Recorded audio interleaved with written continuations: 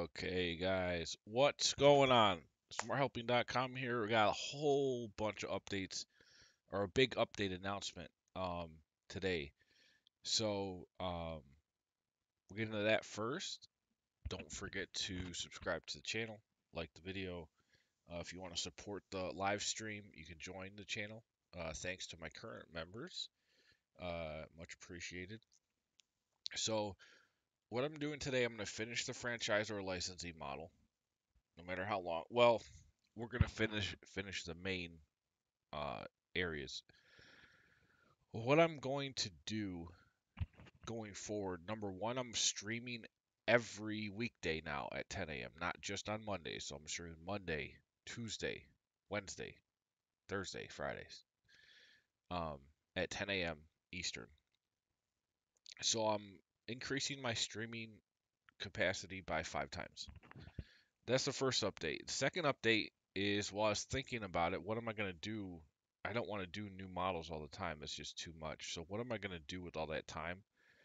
Well, one major update I felt like all of the industry specific models and SaaS models could use is a three-statement model integration.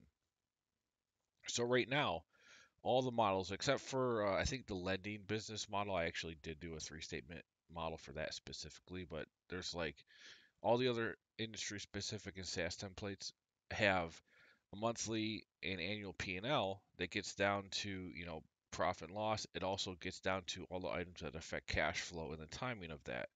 So it has, your essentially everything you need for an income statement and cash flow, but it's not organized in a formal three-statement financial model. So what I'm going to do now is I've got basically all the models, all the templates have the data needed. So I'm going to integrate three-statement models into everything that I can. Now I also have other templates that are for, on SmartHelping.com, which check that out if you want to see. I've got over 100 templates. I've got like standalone like inventory templates, ARA AP templates. I've got things that don't involve financial modeling specifically as well, so none of that's going to change. But all of the like startup models, I'm going to add a three-statement model. I'm also going to add a cap table. So right now, the way it works is in all the models, it solves for your equity requirement, which is this number, which is your min cash position. So it says, based on all your assumptions, startup costs, ongoing burn, it says you're going to need a minimum of this amount of cash after any debt. If we put debt to zero, it would go up. You'll need this amount of cash to start the business. And it has to come from investors or owners or operators. And it's just one number. What I'm going to do is integrate that into a cap table that's lets you have, and I'll do two sections. One's going to be essentially owners in employee equity, and the other is going to be investor equity. So we're going to split these out into actual cap tables. Um, I'm still getting over COVID, but I'm doing better. So we'll do that for every template, cap table, and three-statement model. So it's going to take me probably 6 months to complete that. I'm hoping to complete two a week. But some of the stuff's going to be really complex to do, and it's going to be it'll be a challenge, no question. Some like the enterprise SaaS with different contract lengths and the ability to collect cash up front or not, like there's going to be some complexities there. The manufacturing one is going to be very hard to do. Some of them won't be that hard. Some of them will just be like you're just throwing in the income statement and then the rest of the stuff is going to link up. I'm going to use my three-statement model base template, which is a monthly and annual balance sheet, income statement, cash flow statement. And I'll use that as my base template to do all of these. It's going to require some customization, I'm sure, but that's what's basically going to be going on for a while. I will still try and do new stuff maybe one of the days so one of the 5 days I might try to do new work. Like if I think of a good template or have a good suggestion on something to build, and it doesn't have to be a startup model. It could be a tool or some business logic. Let me do a quick sound check here. Make sure my sound's working, and then we're going to get started. I'll finish this template. We're going to add a cap table. I'll add a three-statement model to this since we're doing this template now. And then we'll start on the other ones. Just check. Oh, good. Okay, so sound's working. Make sure. Yep. Nice. Alrighty. so yeah, lots of things going on today. This is almost done, so I'll be doing the cap table soon on this. I'm also going to remove this Capex logic, and the reason being is mostly Capex has to do with things that are going to have depreciation. Like you're not going to be. It's just the relevance of this is more hassle than it's worth to have. And when I start doing three-statement models in all these, there's going to be a capex schedule that is tied to depreciation, and that's usually a capex item is for a fixed asset. So in all the templates, this just goes to cash flow, so it affects cash flow properly, but it doesn't. There's no depreciation linked to this. So this is a part we'll be removing from all the templates, but there will be a spot for fixed asset purchases and building purchases if applicable in the three-statement model. Okay, so we got startup costs, that's fine, and all these other assumptions are fine. The general structure that I'm wrapping the model around in is going to stay. Basically, we're just adding the three-statement model. We're going to keep all of these, executive summaries. That'll stay. The distributions will stay. I still haven't decided if I want to do in investor and owner cash flows and break it down into the percentages. Like if there's 20 different um,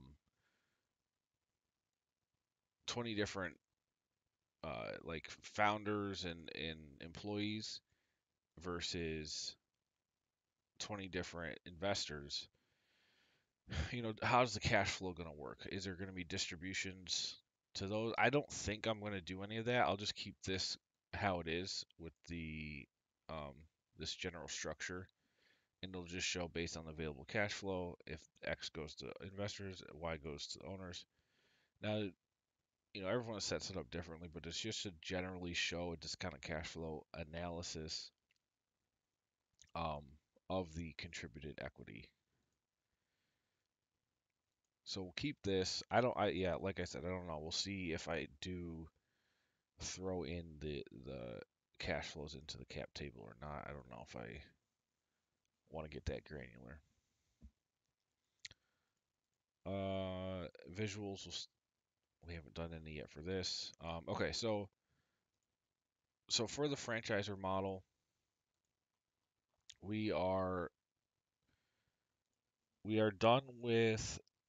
Let's see, all the revenue assumptions are there. It's basically you could plan up to 3 location types or region types that you scale out, and each of those have their own licensing fee, potentially ad revenue fee, potentially one-time fees. Um, and then here's logic for how many locations are added over time, as well as the monthly growth of locations over time. The revenue locations over time and their revenue growth, and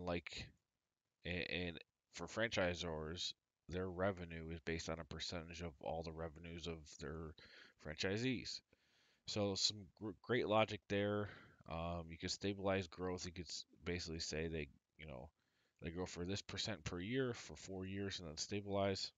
The point is to just get a little bit more accurate with revenue forecasting because franchisor fees are based on that revenue of the franchisees. Also, we've built in retention, so some locations may just go under over time. Franchisor like I looked up the stats and it said about after 5 years, 95% of franchisees are still in business. So that means you lose 5% in 5 years or 1% per year. So you can model that in, and that's going to be important because when you onboard a franchisee, you're likely going to have onboarding costs that the franchisor bears. So I did that for each location type, as well as you might be spending different. You might have costs of different types for um, franchisees that are ongoing. So you can model that here as well. And then there's just some admin operating costs. This is for like the head base, all the different fixed costs you can model in here. Startup is now just going to be startup costs, one-time startup costs, um, and then all that logic flows in here. We built that over the last 5 weeks. Um, all the way down to, let's start this in January just so you can see numbers.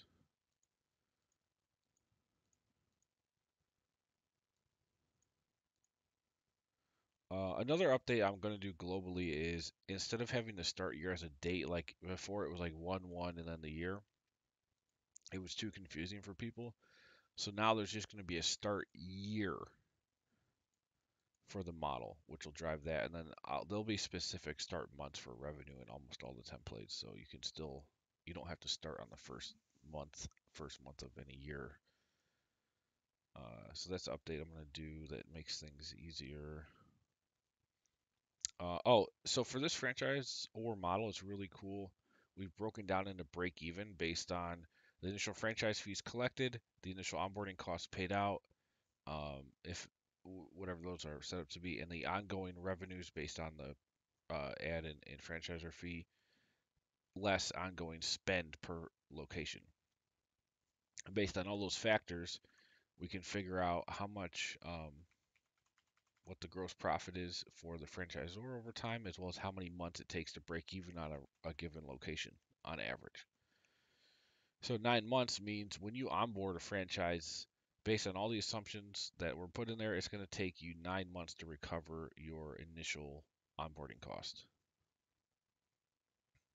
even with the one-time fee. This is saying you're spending 59,000, you're collecting 45,000 up front, and then the difference is then against the running costs versus what you're getting in percentages. So a franchisor wants to support the franchisees because the better they do, the better the franchisor does. So that's like the whole point of how this works. Um, all right, so we've done OpEx, sales and marketing, R&D, nothing special there. We got down to Ebitda, Capex. This is now going away.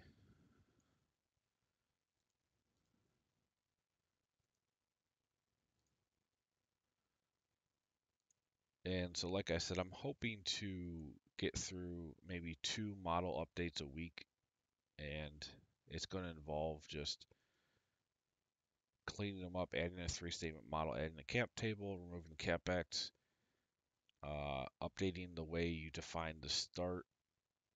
Ooh, I don't want to do that actually. That's fine. Way you define the start year. All right, let's make sure. So this is now one time is in 192.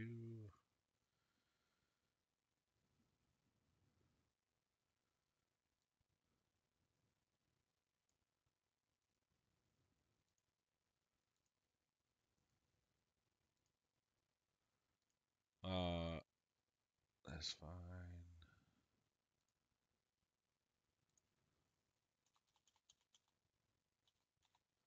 So I'm excited. Like I've got all these kinds of changes I'm doing. It's fun. It's new. It will be very interesting to see some of the complexities in trying to do a 3-statement model for some of these types of businesses. Some will be straightforward, but some are going to be insane. And I mean, the reason why I didn't do them before is it's just so cumbersome. But I feel like now I've got the time. I'm going to stream more, so that's a great content piece to do. And it's definitely accounting intensive. Uh, right now, this is more operator intensive. Like you're figuring out how you're going to make revenue and what your costs are. but a three-statement model is much more using a lot more accounting terms and concepts. And the reason why people like three-statement models is because you're going to have universal language, and a lot of times just P&Ls and cash flows that are just kind of summary based like this um, might not be. I've tried to make them as universal as possible, but they might not contain the same terms and have the same logic flow to how things are presented.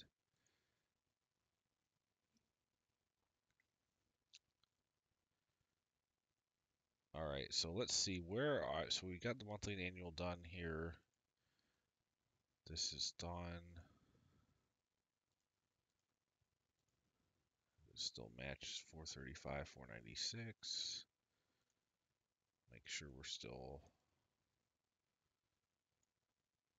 tying out what? Oh yeah, 435, 496. Okay, good. So everything is still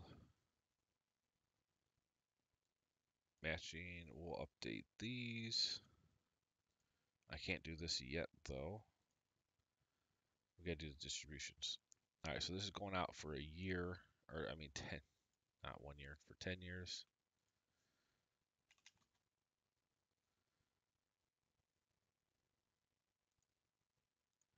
And we'll have to do positive and negative cash flows and get the distribution. Now this, if you were to, so the three-statement models, when I go and do it, it's going to just include the cash position, assuming nothing is distributed out. But that cash position, if it were to be distributed out, this is what it would look like here in the distributions and that's like because if I just if I were to show the cash being distributed out in the three-statement model, it's just going to show a zero cash position over time. And that's not as useful in a forecast as seeing if we can just see it accumulate and go into retained earnings. But the importance of this contribution summary is to show, well, if you were going to distribute profits, or if the deal says you have to, or whatever the case may be, then this is what it looks like for the investors versus the operators in cash available. So we're going to sum up for cash returned all the positive cash flow months. So sum up this. If this is greater than 0 and our year matches the year,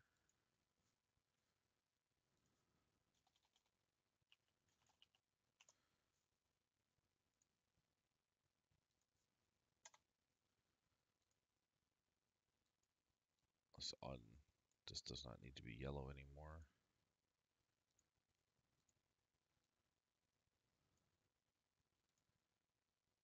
Okay,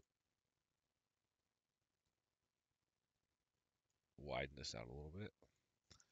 No, I am streaming on like a 60-inch TV, so that's probably why you guys can't see as much of the screen. And the reason why is because I'm streaming from the couch because my back's been messed up for 2 months and it's more comfortable to lay than sit. So I'm working on getting potentially a swaying thing that I can put my monitor in here and then you guys will be able to see more at once, but we're making do. Okay, so cash returned and then cash out is going to be any negative cash flow.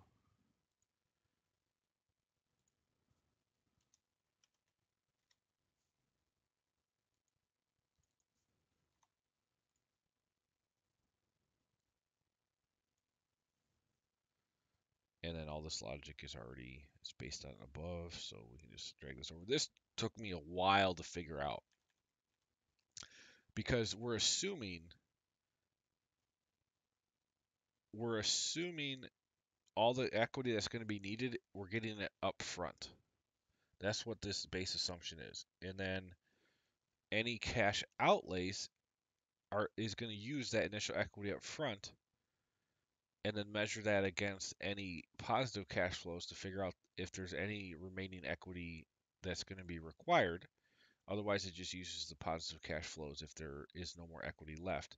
And that balances out exactly perfectly, no matter what the cash flows are, to show a nice thing of, okay, here's how much cash is needed, here's your cash flows going forward.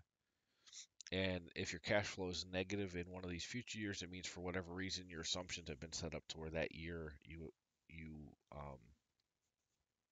have a cash requirement that's beyond what you have available, um, that for that year that was positive.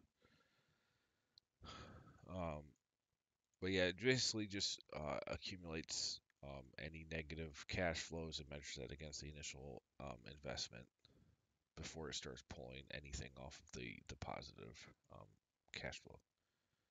And the reason why, the actual reason how I came up with this was when I was doing the ATM model, and the ATM model had very likely that you were going to have negative cash flows many years into the future, and so the old way I did it wasn't as nice for calculating all this stuff. So I came up with this, and it really is a nice way to figure out cash flow when you have negative and positive months over time. Okay, so remaining equity use. Obviously, we don't want the formula for this.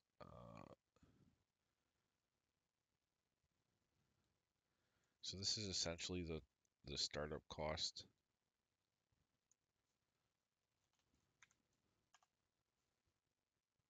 Let's see, let's go to monthly. I'm pretty sure that'll just be years or period zero cash flow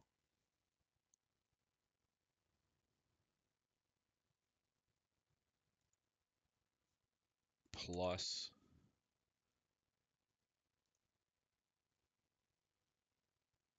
equity.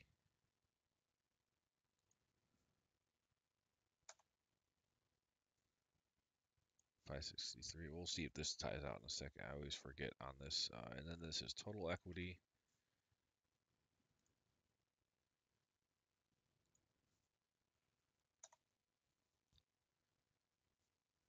And this is the same thing.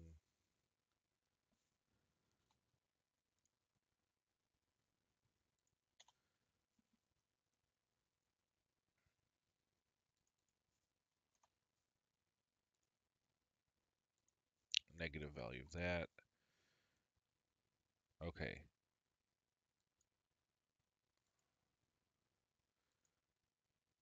Right, so that uses this up front.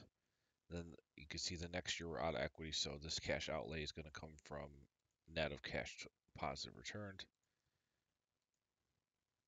And total cash available to distribute then is 590. And then we're positive cash flow by year 3, so it doesn't matter at that point. You're just making money. Um,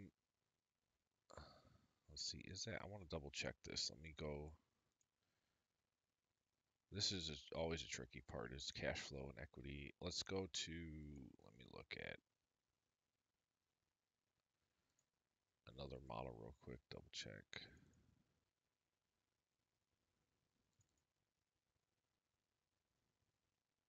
So remaining equity to use is on this one. Let's see, 260, 263, 264. So cash flow. Yep, cash flow, and then in period zero plus equity contribution. Okay, that's right. Let's extend this out for 10 years.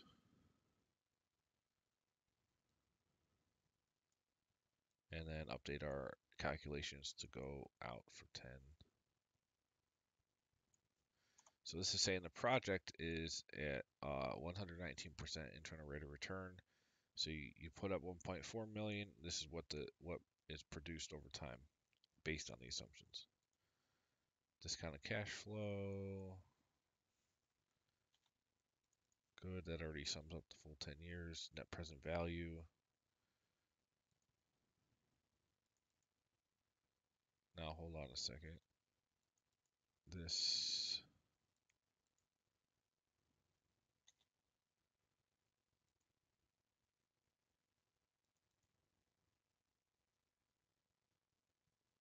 Yeah, net present value. So this plus the negative 1.4 million. Present value is just the positive cash flows, or just the cash flow stream without the initial investment. Net present value. All right. Update this. Investors are doing, and this is where we're going to get tricky with the cap table. But first, I want to just finish the base formatting.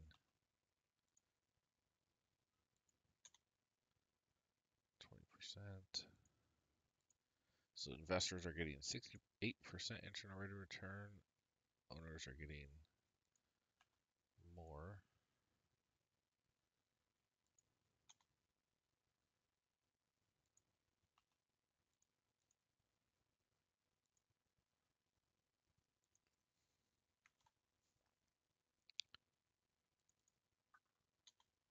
Okay, that's good. Good and good. What I'm at to figure out is how we granulate the cap table, because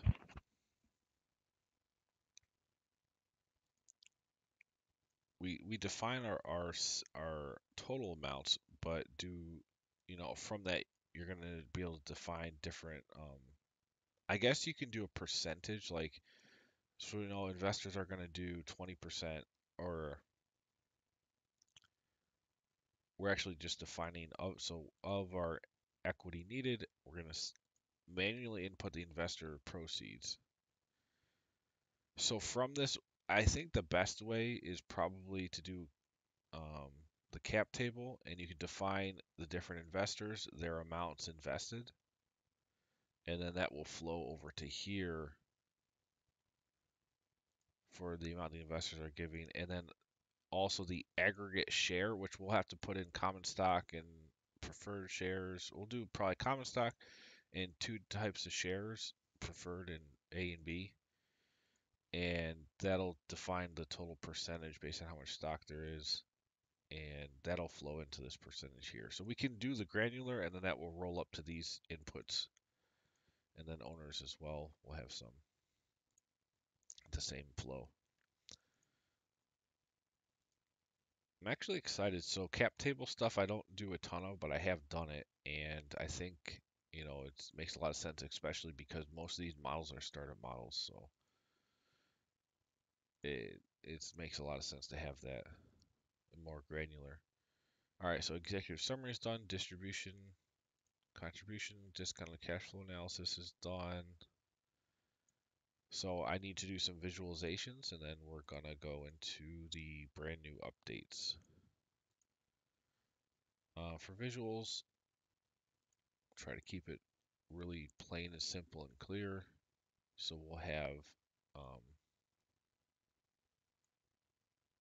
let's remove grid lines.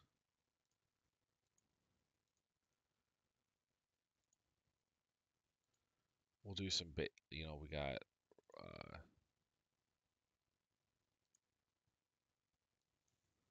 high level franchisor revenues.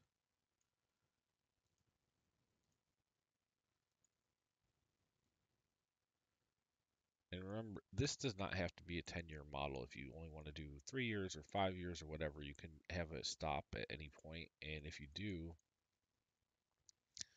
let's say you stop it after in 2027, the model will zero out any future time automatically on these. You can see here everything zeroes out after that month defined. So that's dynamic in the time span the model runs for. And you also don't have to do an exit. If you put NA here, that's fine. Then the model will run without doing a terminal value.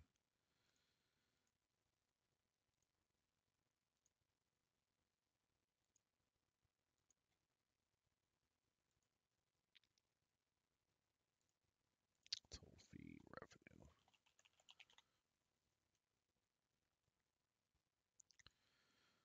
All right, we've got revenue. Format this a little bit.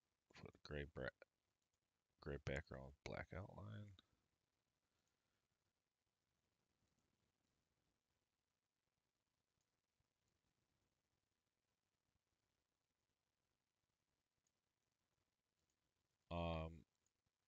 do,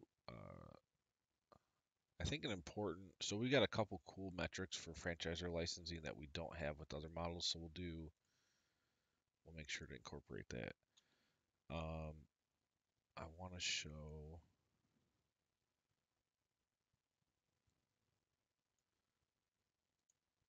total franchisees added over time.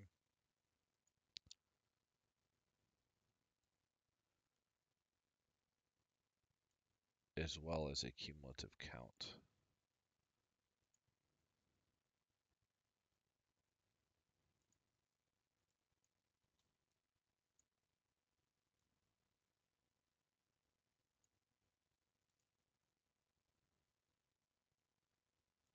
So this is a cool one. This we can do, I guess that's fine. So let's add a legend in there.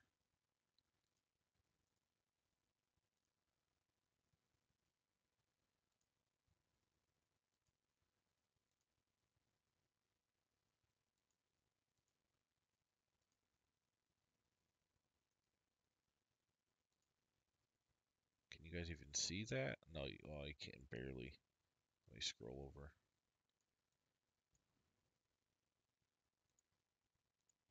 So this is total locations added per year and cumulative count, including the churn.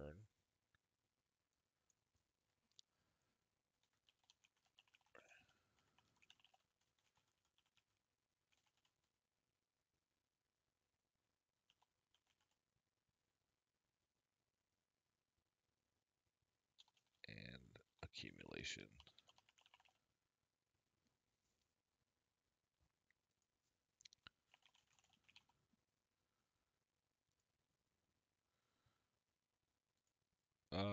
What else? Probably, we definitely want to put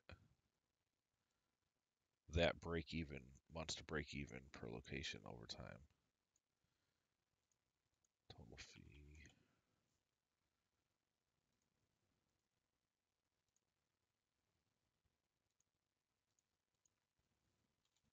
I think that's a really cool metric. Now I did it on an annual basis as well, but I think the monthly is the best view. Months to break even.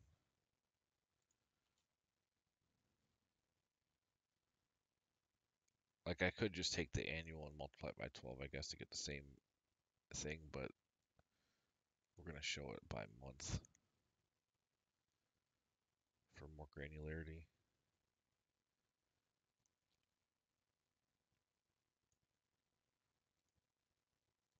Okay, and then we'll have to put this on an annual basis for the month.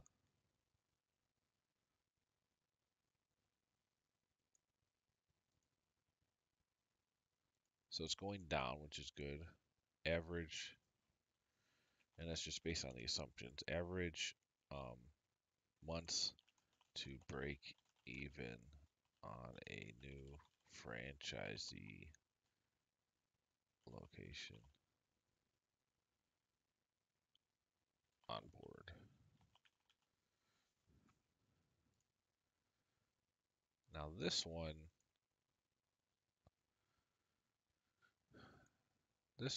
we could probably do a data label. Why is that so messy? Holy cow. What's going on there?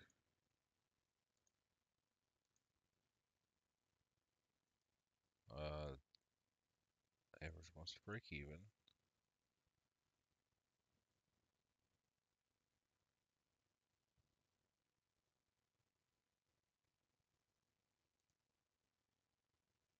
E70 to D70, okay. That's fine. What's up with these data labels?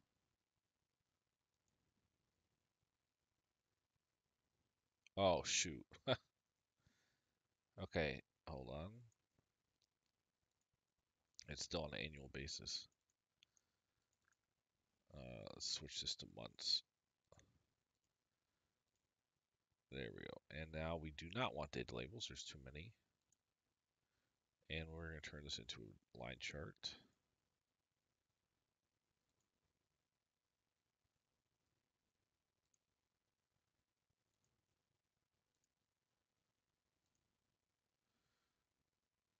And this can be every 2 months, maybe. Angle at -30. Okay, that's still too many. We'll go every 3.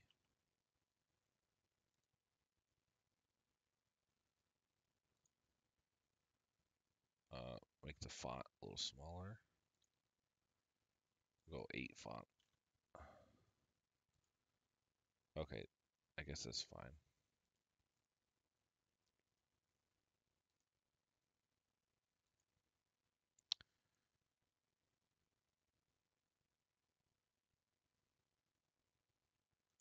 I'm going to change the label on this to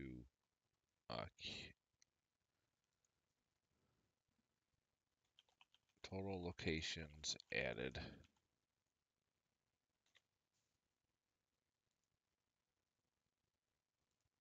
And then this is going to be cumulative locations. And then this, anything that's in month needs to be changed to year.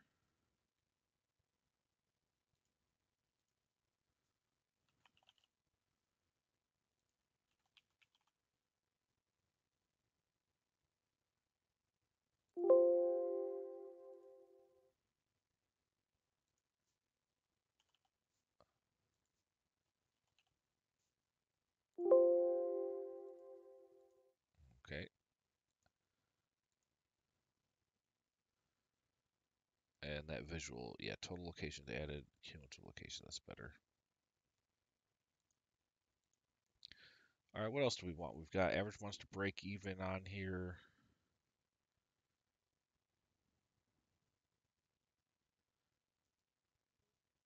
Can we get some grid lines?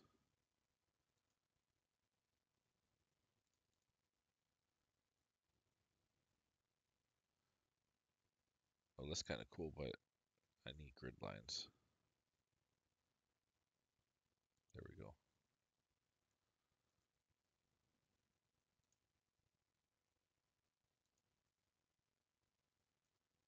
Now, are these? Yeah, okay, we'll do a light border in the middle so we can see grid lines on all these.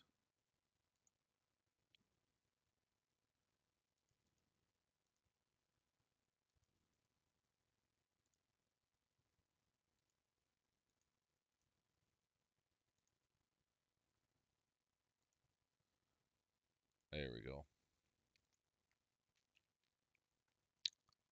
All right, so we've got total fee revenues, franchisee locations added per year in total, months to break even. What else is important? Um, we definitely could show Ebitda. Oh, I want to show, so like this one, but I want to show, let's move this down here. I want to show the growth, like the amount of gross profit per location per month. So what that would be is this here. Revenue after location specific costs. So that's before any admin fees or like operating expenses that are not per location based.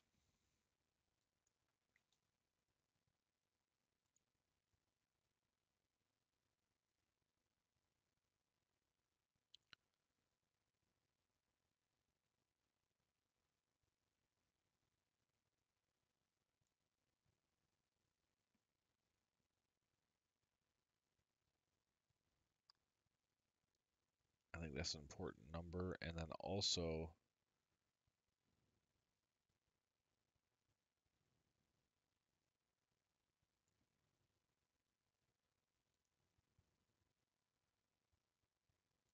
let's update the label. I also want to put the average revenue per month per location, average franchise fees per month per location.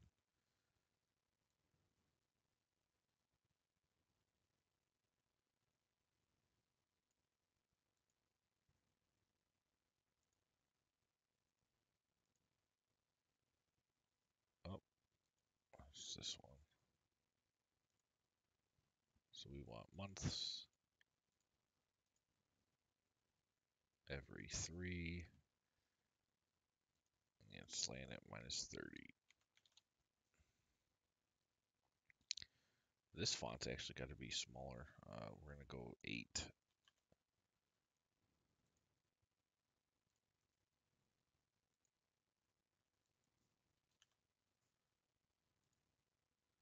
And then, so you can see this over, let me scroll over so you can see it. So this is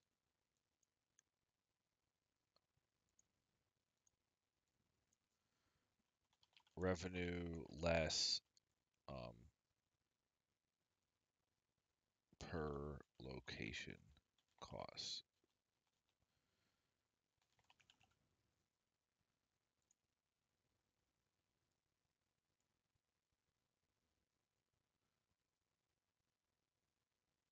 And monthly, you know what? I'm going to save this because I'm going to change. I'm going to use the same style on a different chart, but we're going to do that on an annual basis because the revenue's on an annual basis and it kind of looks weird having this on a monthly.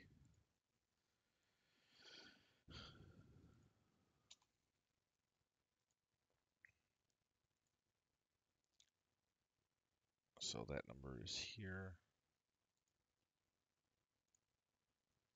Annual.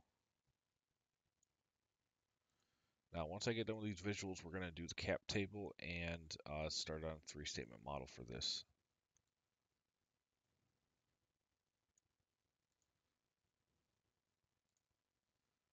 Okay, switch this back to annual.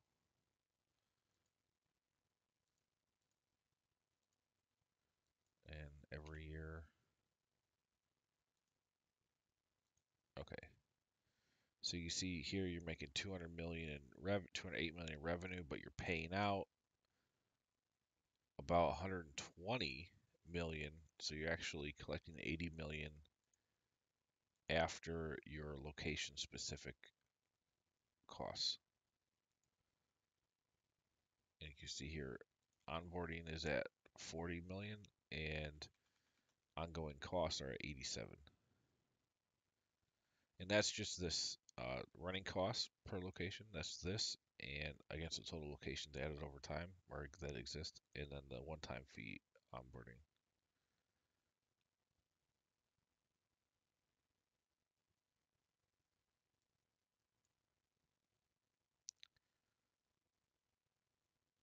Okay, so for this one, I do want to show monthly, and I want to show average fee revenue per location.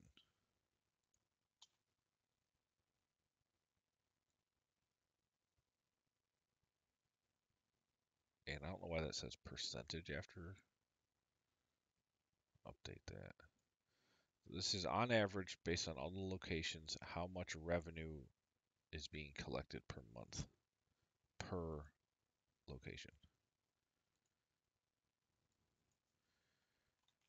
Average monthly fee revenue per location. And this could be a line chart.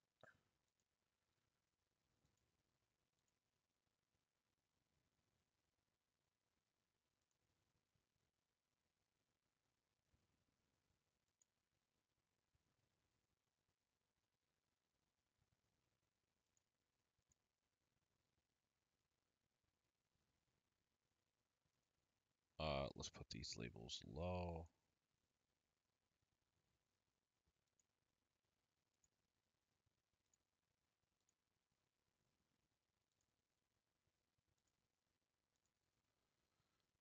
All right, average monthly fee. Revenue.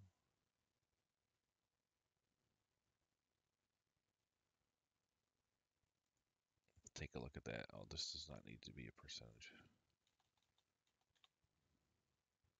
Oh, I know what the percentage was to say that those are only percentage. That this doesn't include one-time fee revenue that you collect when a franchise onboards. Well, that's confusing. I'm just gonna put average fee revenue.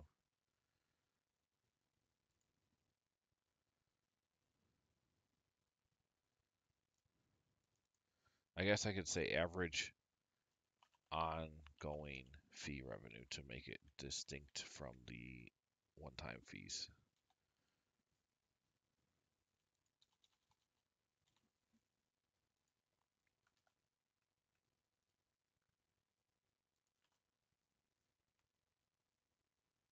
There we go. Okay, so that was an important one. We got the break even months. That's an important one. Revenues, revenue less location specific, locations added. Um, we we could show, so we could do another one showing revenue by location type, as well as the revenue less fee by location type. So now I'll do it right here so you can see. Now we want to break this up. And did I put that on the executive summary? No.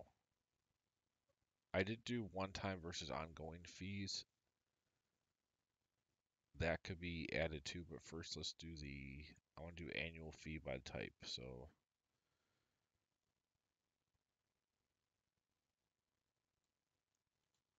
where is it? That's the revenues of those locations. Oh shoot, I got add. It's split between franchise fee and ad fee and upfront.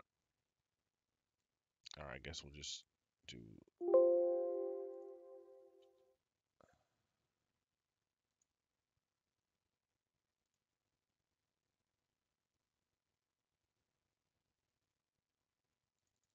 me see if I can just group this all into one.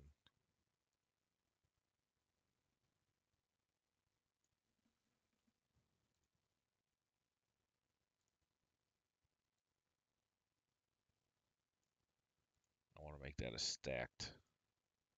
Oh, it worked. Okay, good. This will be stacked. 1.2.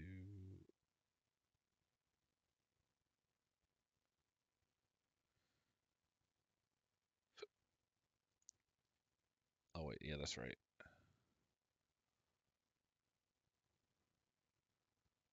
152 million, and then ad fee is separate. So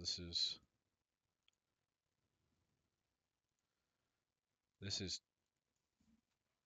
uh, annual fee revenue by location type.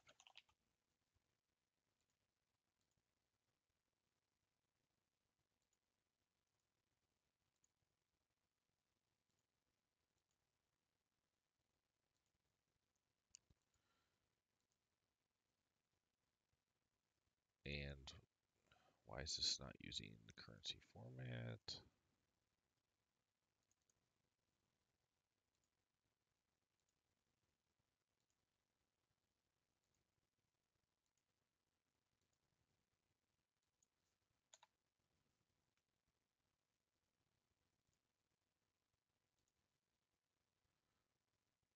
Okay, so fee revenue, then we're going to do ad revenue separately.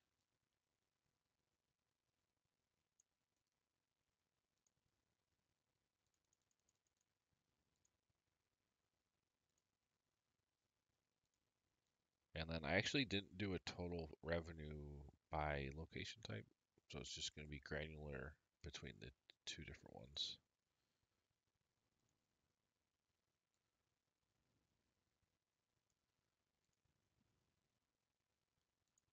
And then I might as well do one-time fee revenue by type.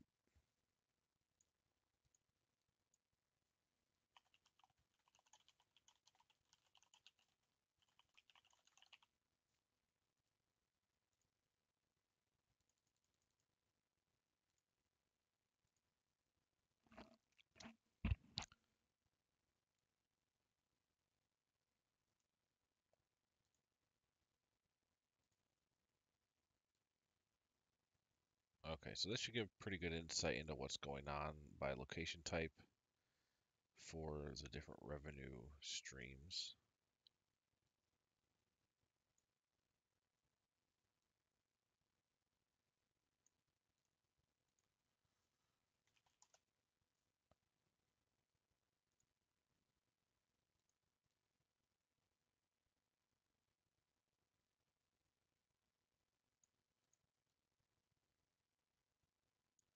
And what you'll do is, or what you can do to help figure out how much you want to spend on ads per location is your average fee revenue per location. So if I look here and see per month, I'm on average collecting, somewhere between 3.5 and 4.5K per month per location, then I'm obviously not going to spend like over that amount on ads. I might spend a certain percentage, maybe 10%, so maybe $350 a month in ads, and then maybe, I don't know, ongoing tech support, whatever that might be, or whatever different ongoing cost per location.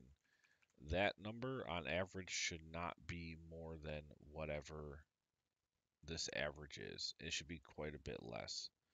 Now, if you wanted to calculate it per location type, you can just do, instead of using the aggregate totals for each, you would just do the location type totals, and you could get the same. You can do the same calculation. Ah, screw it. I'll just add it here for you guys. Hold on. So we'll do, this is the aggregate for all location types. Let's do type 1, 2, and 3. Because the point is you possibly would be have different spends in onboarding costs for each location if you're going to have modeled more than one type. So let's just drag this down. Actually, we just got to calculate it for one, and then that can be dragged down. So this is going to be, crap, undo. We're going above and beyond here for excellent modeling. So this is going to be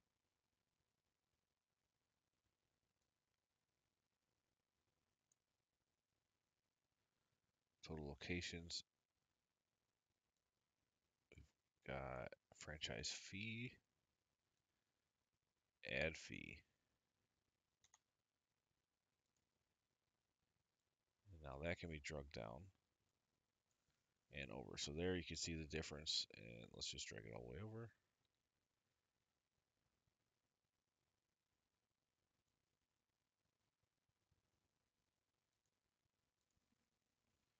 So there you can see type 1 is much higher revenue than type 2 and 3 per location. In that,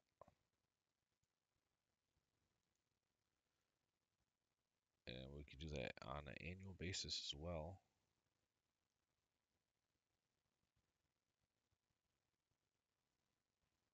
So let's see, that was 53 to 55.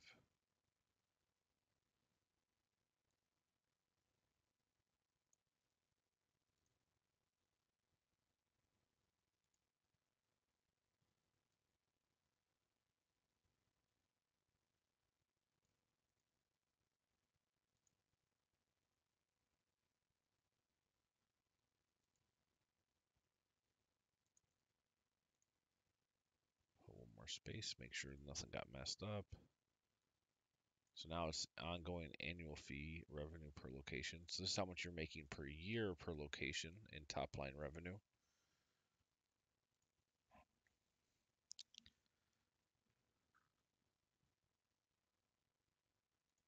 This is consolidated.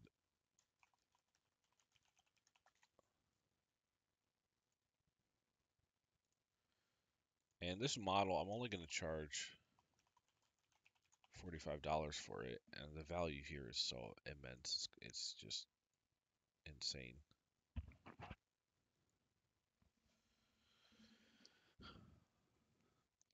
So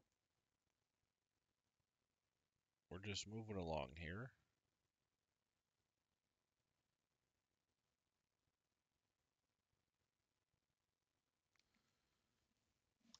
We can do visuals, and I think it's important to actually have visuals for that. So let me get back here. Annual ad fee revenue per location. Annual fee. Let's move that down and this up.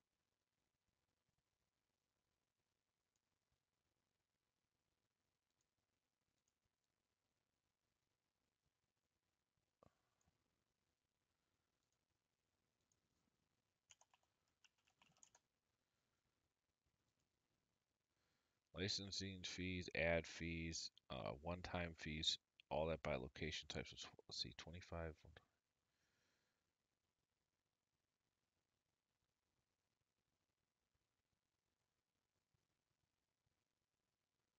120, 50. What am I missing here? This is 208 million, and I'm seeing 120. What is this? 816. I guess it's this, right? 'Cause it's like 26, 30, 56. I'm out by like 20. Let's look here.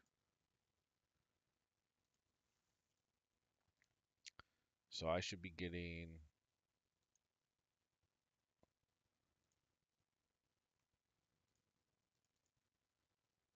152. Oh yeah, 30, 55, and 152.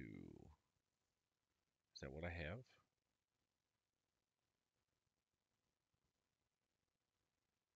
Oh, this is one. There's no way that's 150. That's only 120.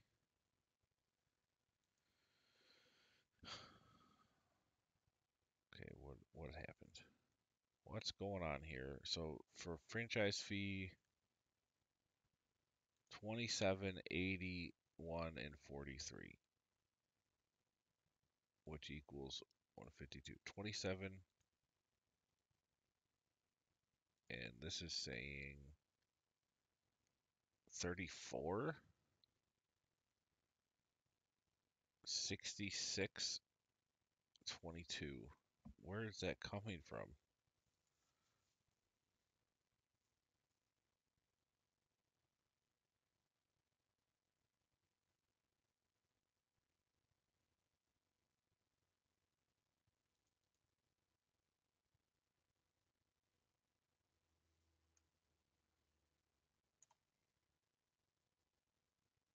Um,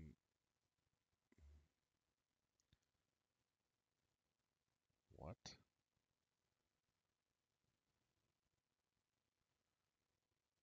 Okay, let's go to year one.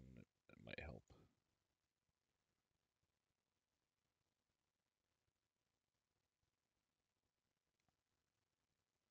Let's make sure this is right. 3,458 locations. Yep, yep, that's right. That's right. 85.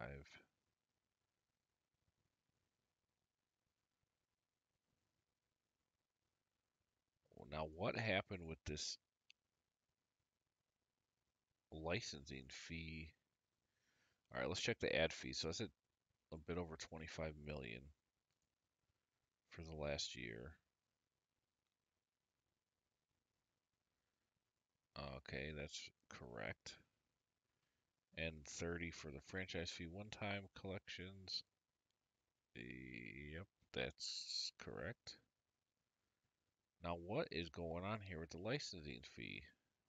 Let me see.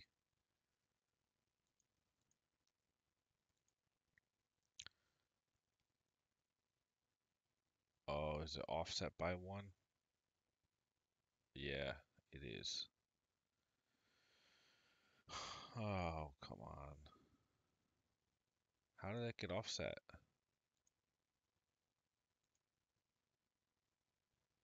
Everything should be starting in E. All right. I don't know why it did that. E. Oh, I know why. Because I highlighted the whole thing. It's okay. This is actually easier than the alternative, which is manually doing each row.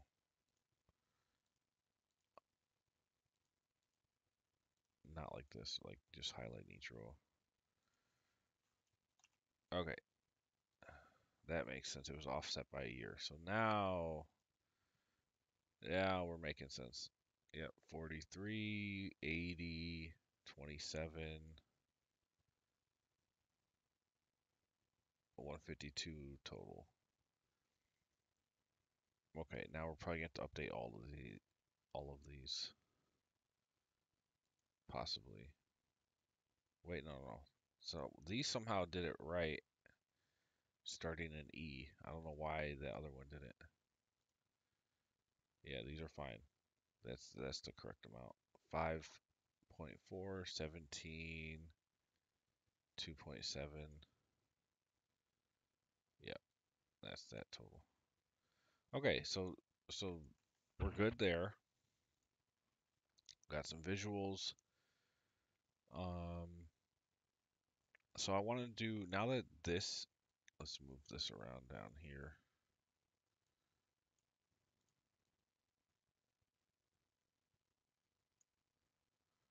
Now that we have the consolidated revenue per location type,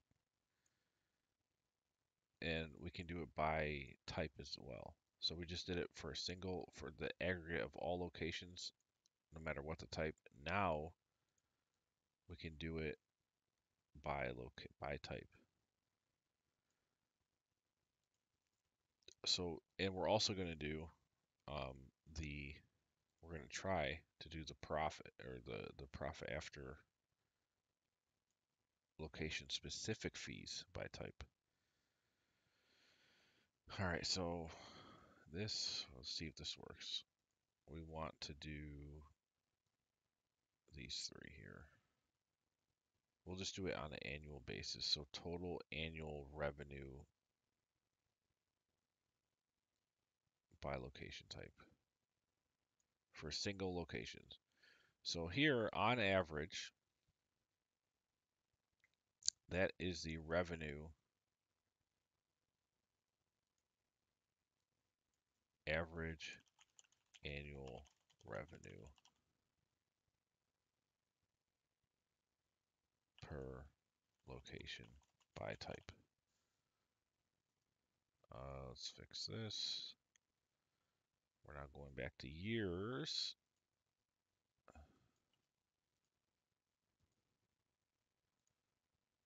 And this, I don't know why it doesn't want to format this into dollars.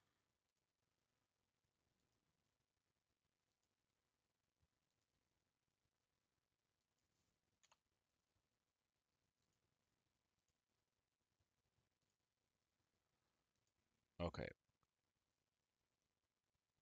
And these growth rates are based, essentially this is all based on the growth you're entering into here and whatever these starting numbers are. So starting at $1 million a year per location, 500, 550. And then your fee on that is what's flowing into here. Now I'm wondering,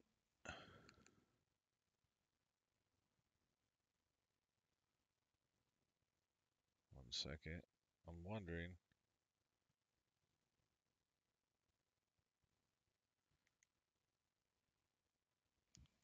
Can we do gross profit per location? So this is top line fees per year.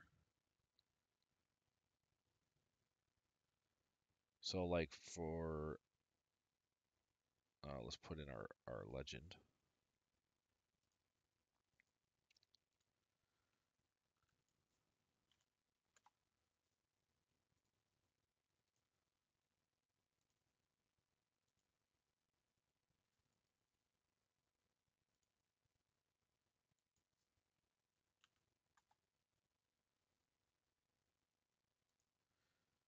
So for type 1 locations, we're making, somewhere around $100,000 a year in fees per location.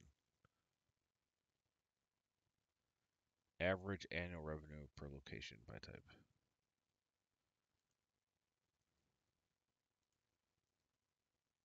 And we could also do the monthly.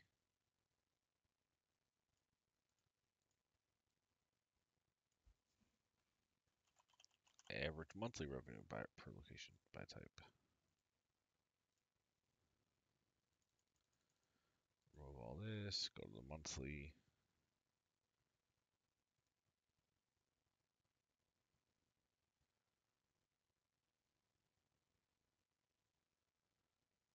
And this is before all of the costs. So what we're going to do now is try to add the cost in and do the same charts with a cost.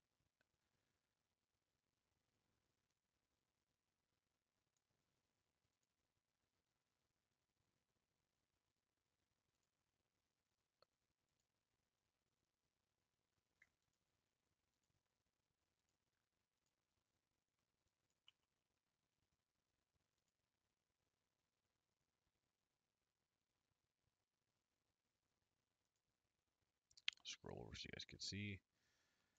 So that is average monthly revenue per location by type.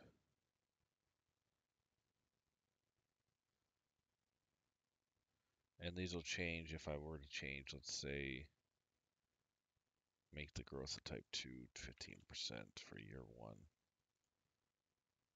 Barely changed it. Let's do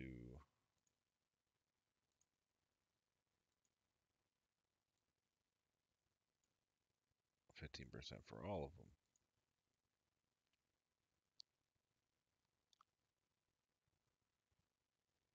I guess it didn't change a whole lot.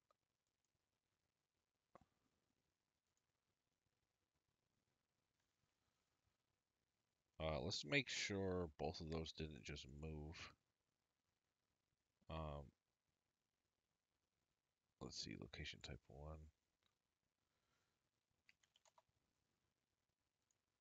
I just put a big number in here. Let's just check it to make sure.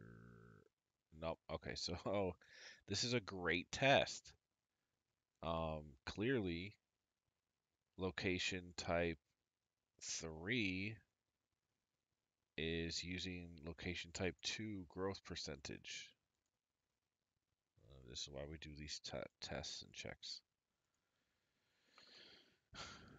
All right, let's update. So where's the logic on that? It might actually be in our validation. Let's look at 2 or let's look at 3. Make sure it's doing the right one. So index row 43. What's row 43 here? Oh, that's right.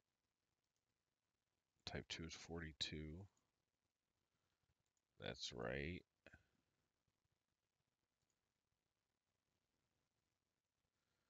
All right, let's check here somewhere. Do we misreference? Oh, it's actually probably the monthly growth here. No, it shouldn't be in here actually. This is location count, not revenue growth.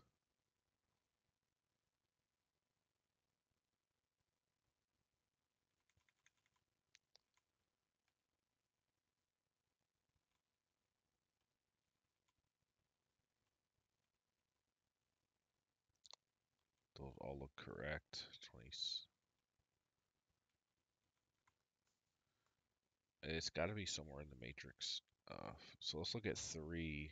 That's the issue, I think.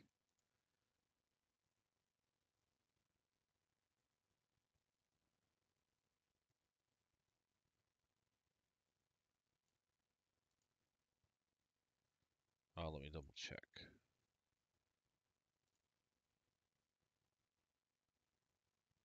Yeah, that blue is 1. That's very clear. So it's got to be some issue with 3.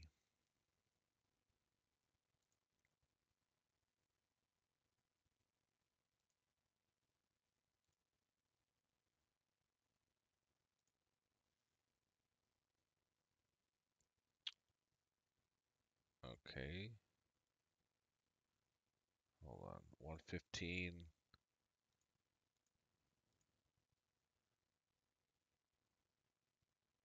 Let's do a different number. Do 200.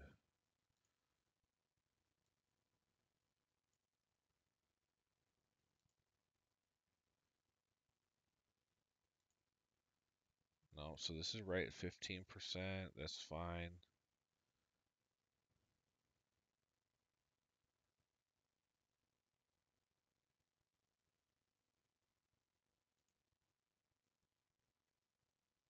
Okay, here we go.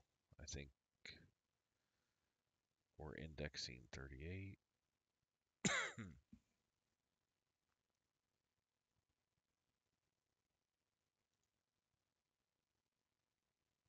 No, that's right. Where's my reference gone wrong here?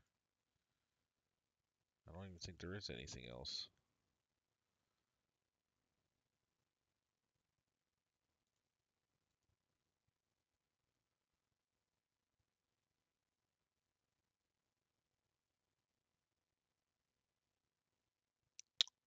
What am I missing? I'm missing something because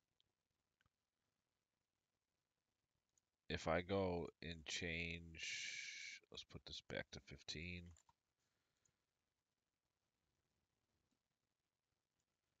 Let's change this to 200%.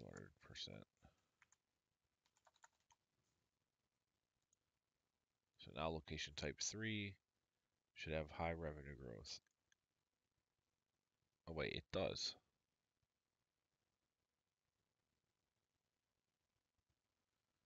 That's okay, that's fine. Now what happens if I do here?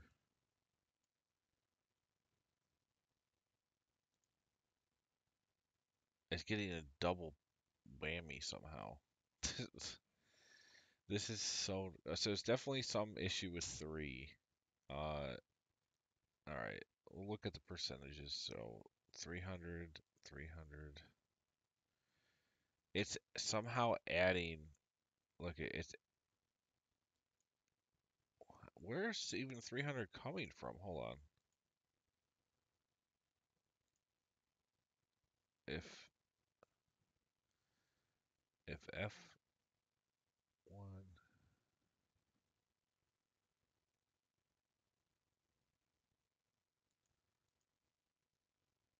1 plus build up 43.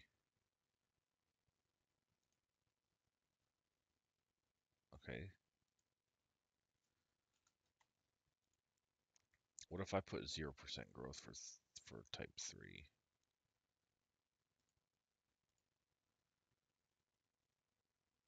Okay, that's right. 100%.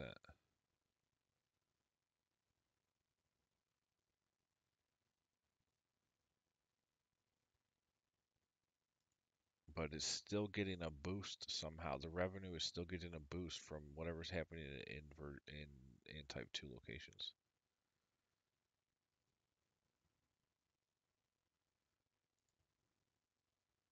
So the percentages look good. I think it's somehow with the revenue calculation here. Yeah, let's just look at this. So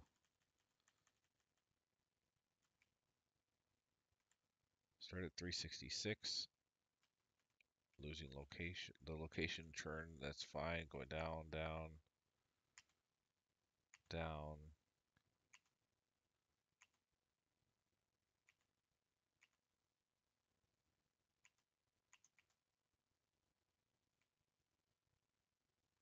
Okay.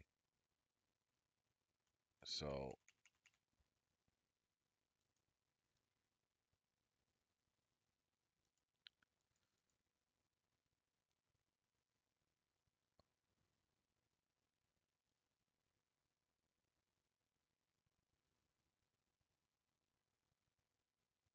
index 38 divided by 12. So it's taking the total revenue divided by 12. So that's year one. Otherwise, take 38 times that percentage times 385.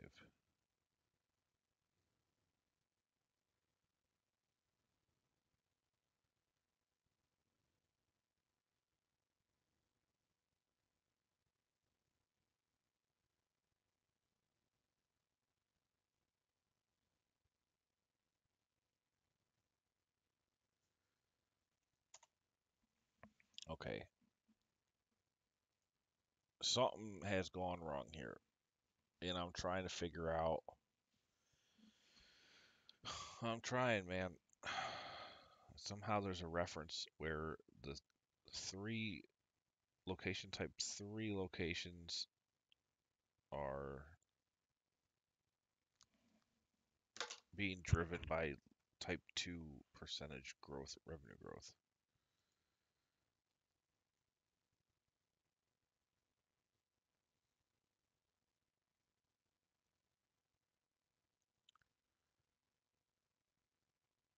Index 38, match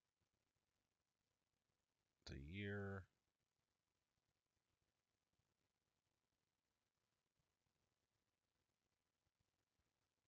All right, let's just manually figure out what it should be, and that might help. So we're saying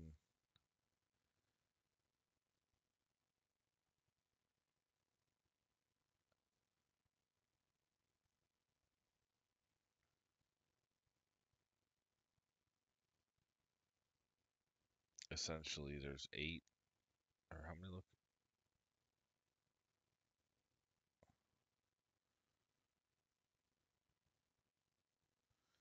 8 locations. Okay, so we're saying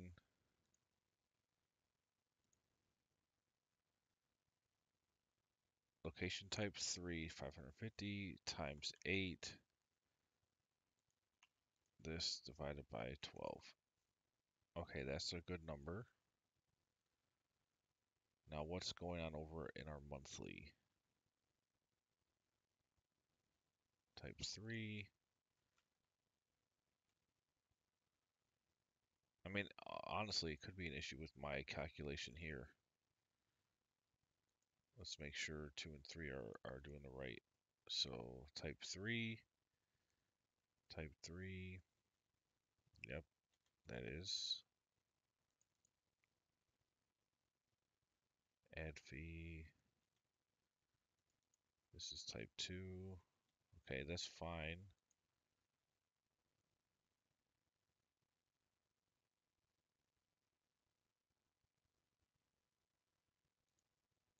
See 18, 16, 17, 18. So here's our 366. Question is, so 360 for location type 3. Now, if I change this to 10, what happens? This is still 366, okay.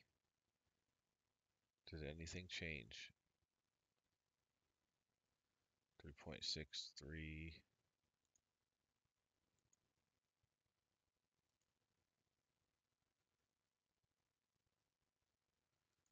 No, okay. So this seems fine. What is going on with this visualization?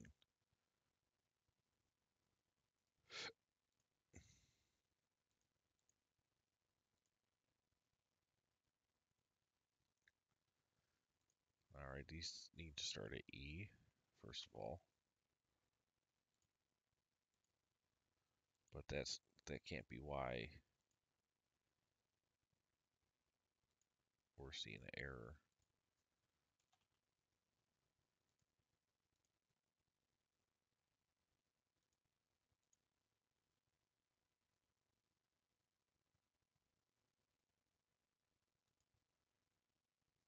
So that's 1, 2, and then 3.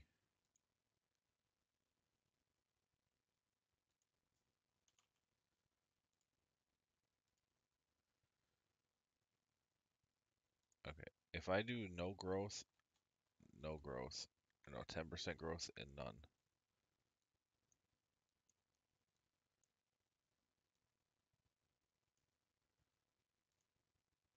All right. So there's my visual. Now, let's look at location type 3. That's sitting around basically 3,000. Oh, shoot. I'm an idiot. Oh, that was a waste of time. It's stacked. I don't want stacked. Now, yeah, that's why they were all moving. This is better. Okay. And now if I were to change 3 to like 20%, this to 5.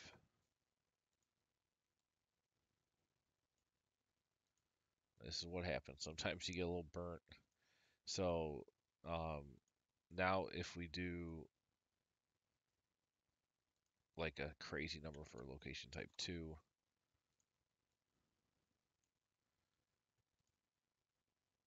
just location type 2 is up here.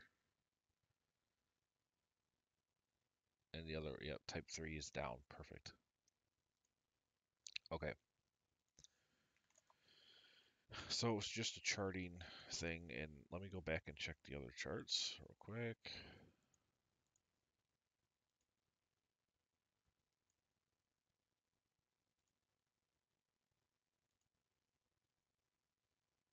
So that I do not want to be stacked. This one, we also do not want to be stacked.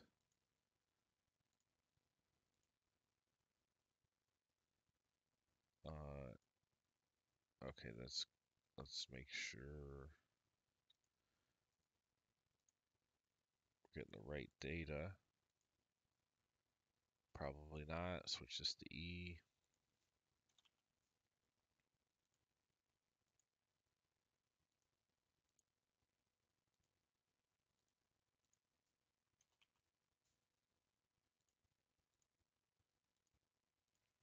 Man, this is part of modeling when you're doing this stuff is you find errors in that and then you figure out how to fix it, and it's frustrating, but it's also satisfying to know that it's correct. Okay, that's better. This is just a single line. Well, let's make sure it's doing the correct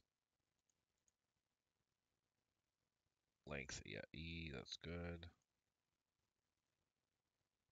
And we know these are all good. We just check the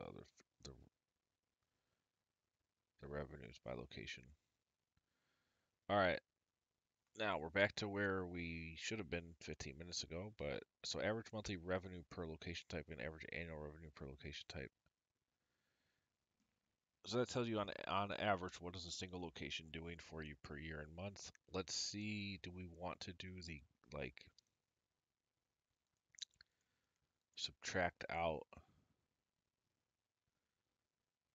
ongoing fee revenue less ongoing costs,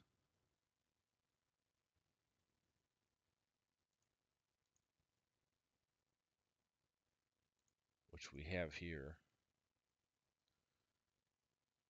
like average, let's put it down here.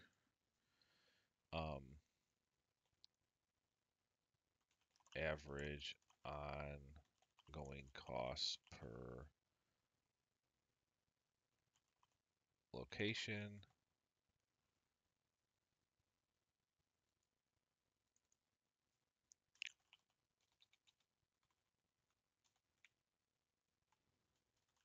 type 1,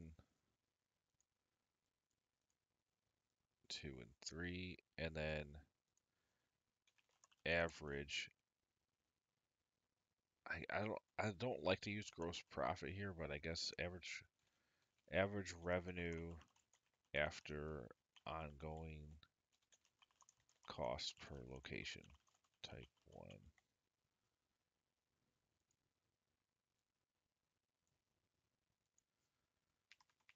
Now, do we have ongoing costs per location? That would be not onboarding, ongoing. So ongoing costs divided by total location count per type.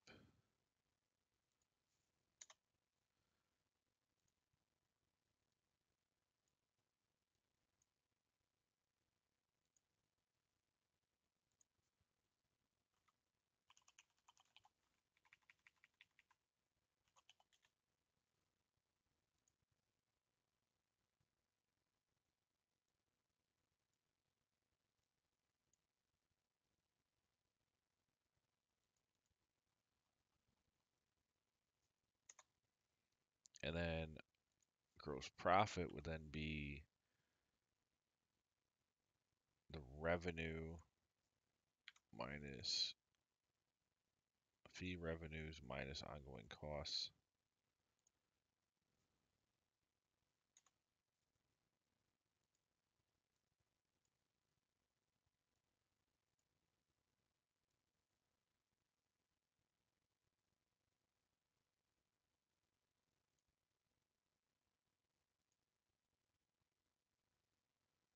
So there we have that. Then that's a cool visual we can do. So average monthly revenue, and then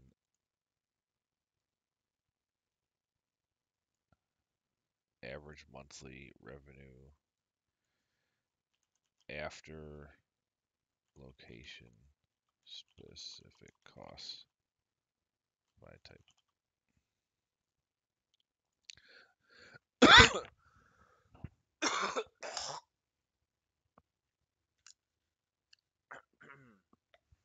Sorry about that. Okay. So this really shows what you're making per location. And we could do a monthly and an annual.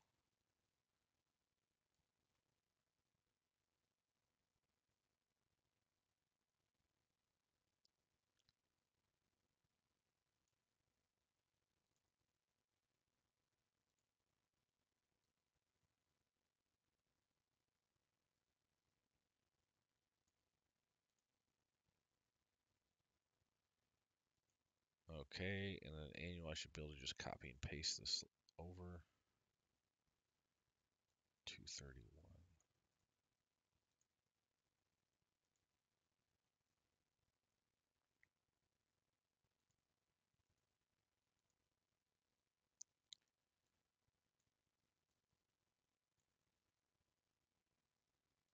So 108, 29, 27.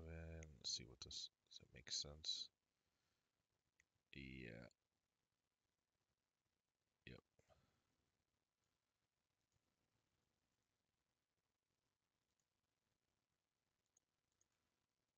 Oh, and this has got to be changed to D or E.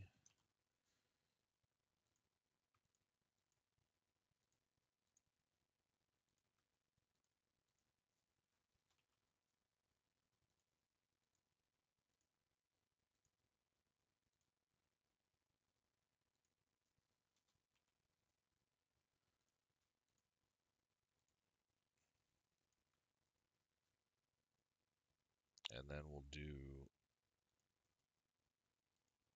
revenue per location after location costs.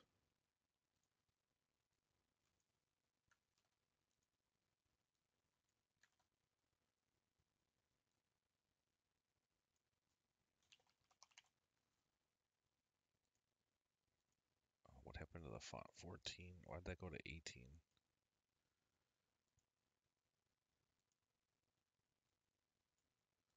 So this is going to be the annual one. Select data.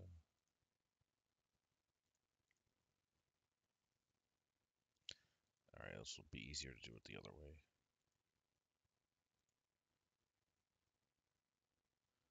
This is how much you're kind of making on your gross profit per location per year after location specific costs. I think that is a good metric to know.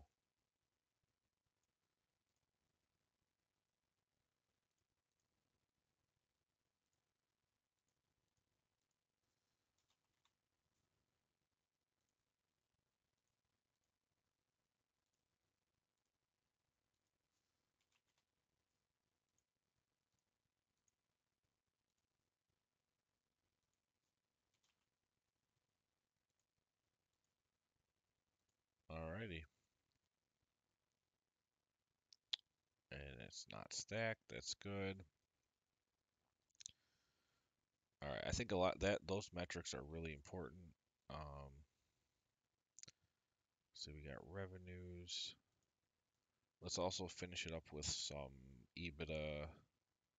We do annual Ebitda. Show the effect of administrative costs and other ongoing fixed costs that have not already been accounted for.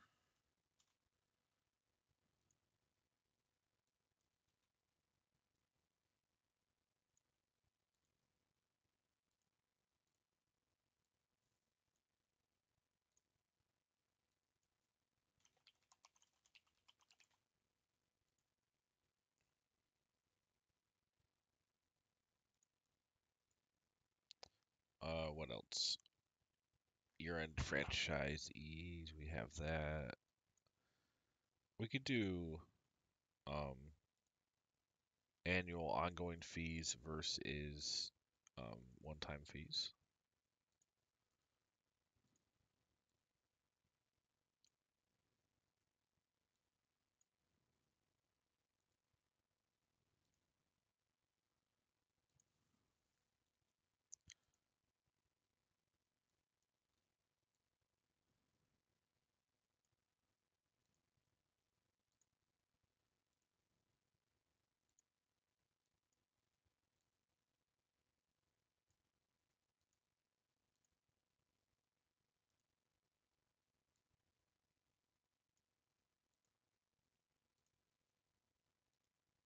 Put our legend in here. And this is what a lot of the value in these templates is. You don't have to do all this stuff and it's already done for you. Like this is tedious work. Once you get all the numbers in there, it's just about effort to put things like this together. Revenue by type. Now this, do we want a stack chart? I guess so you can see the total revenue and what each part is broken into. So obviously the majority here is ongoing fees as you build your portfolio of franchises. Now at the beginning, it's more even. It's more of the one-time fees almost as much as ongoing.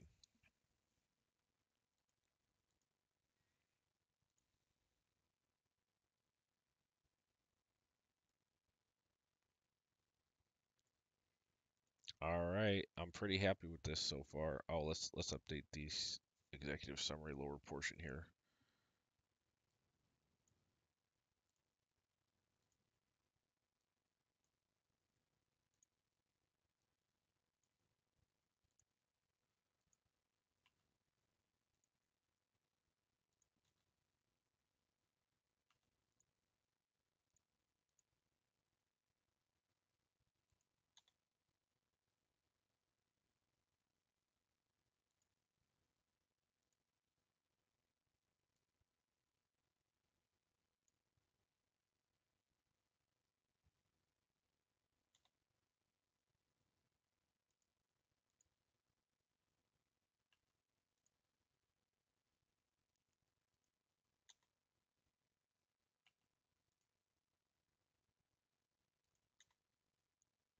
We're getting close to doing the cap table, which I'm excited about, but I got to finish this up first.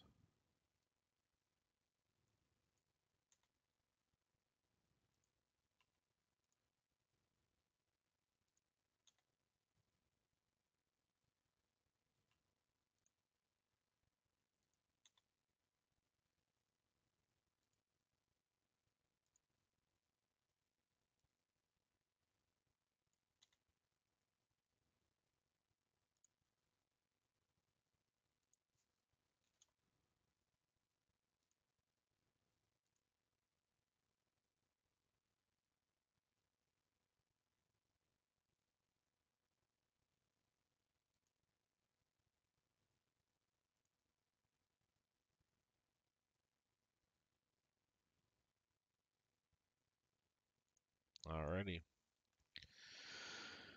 All right, so that's done. Distribution's done. I do need to do. I'm not gonna. It's just boring. I'm going to do an index page and just explain to each tab. I'm not going to do that on stream though. And then let's get into the fun new stuff. So first up is going to be cap table. Now, there's a whole bunch of different ways you can do this. In general, I just want to show capitalization table. In general, I just want to show who's contributing the money for investors, who's contributing money for the owners, how much share, what valuation are they buying at, and what percentage of the common stock shares are they getting.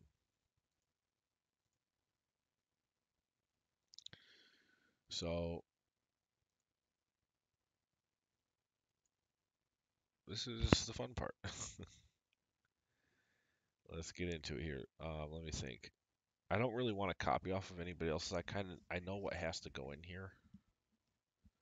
So let's start with total common total shares.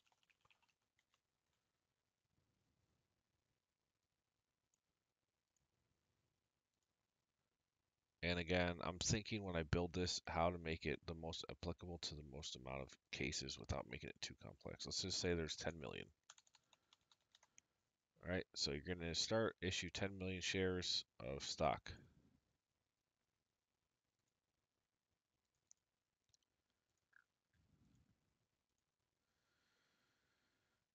Um,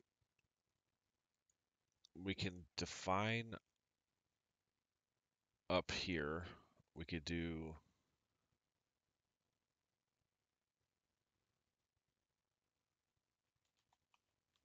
common, preferred class A, preferred class B. Generally, there's probably not much else.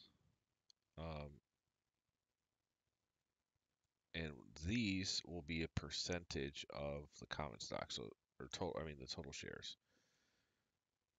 So put a percentage.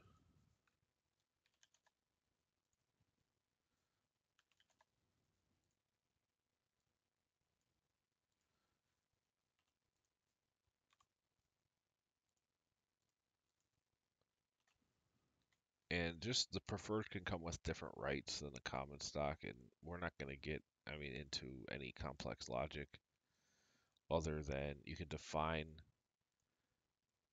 who has how much common versus preferred and the fully diluted percentage.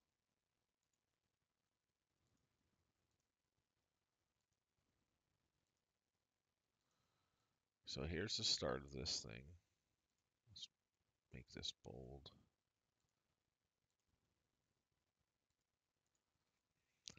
We got 10 million shares. 75 are there, say 20 and 5. So here's the total maximum amount of shares that can be distributed. We know investor pool, and this is going to be, you know, raise A. We're just going to put in like 10, and I guess 15 is probably way more than enough.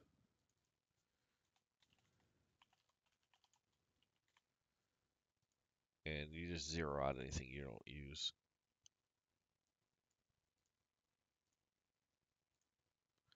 So for the investor pool, we know they're going to have, now see, actually let's define it here. So we'll say funds contributed. And at the top, we need to also know total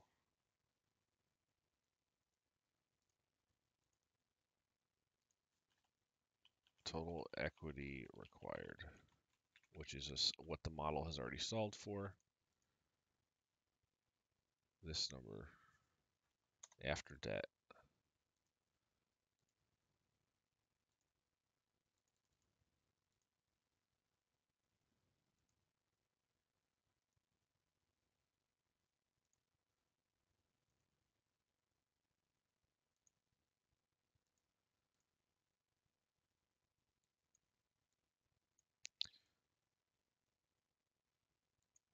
This does not need to be underlined.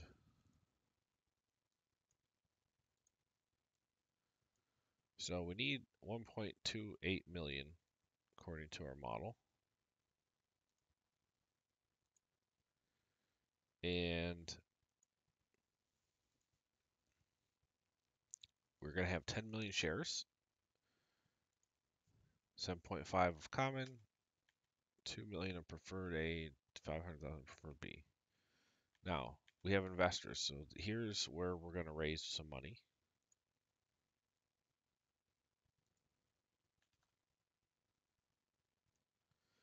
So we say of the total we need,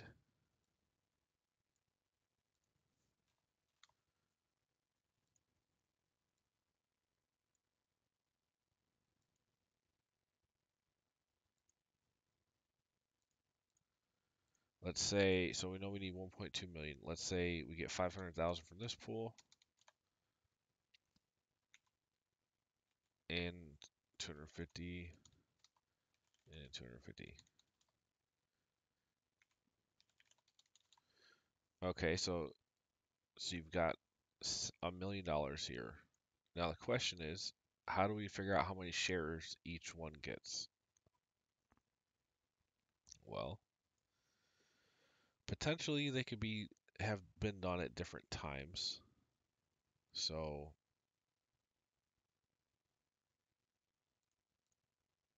you might have different valuation bases for that.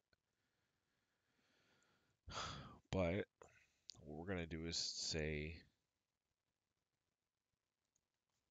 percentage of common stock,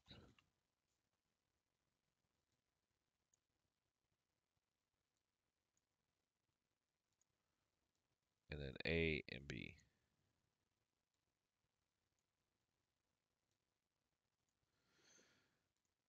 Now, you could also say, maybe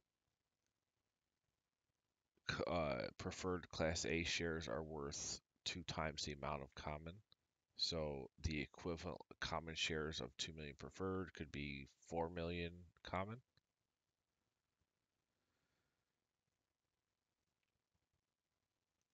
But we're getting real complicated there. And then you have to manually input the amount of the equivalent.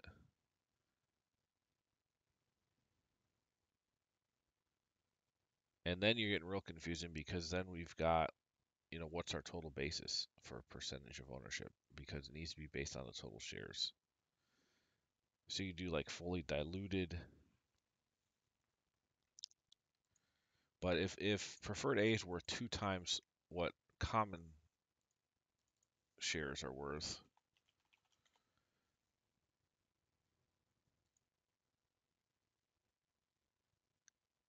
then your fully diluted shares needs to account for all that. So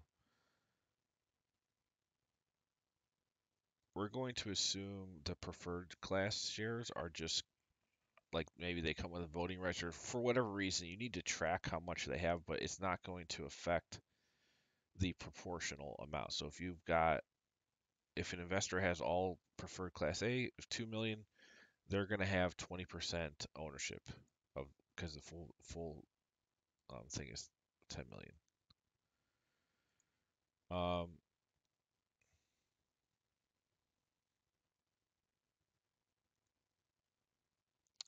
Yeah, this is probably my most interesting content I've had in a while. Percentage of preferred class A and B.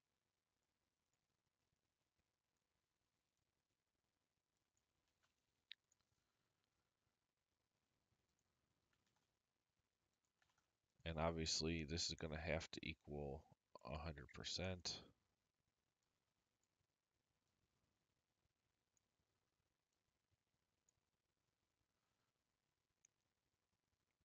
Well, no, I guess technically it doesn't, because you've got remaining for owners, operators, exec employees, etc.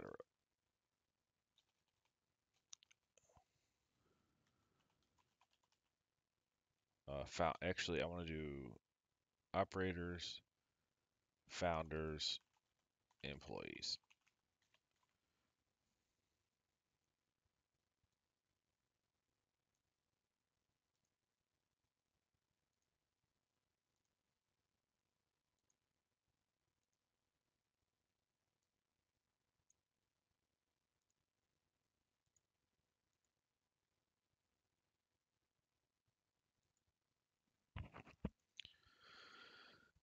So, zero all these out.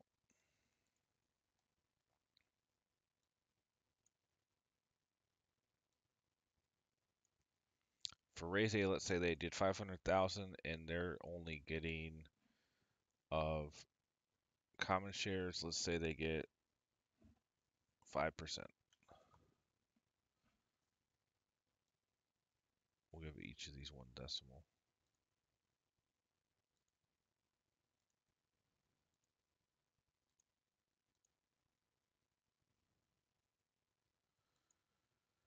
They get 5% common stock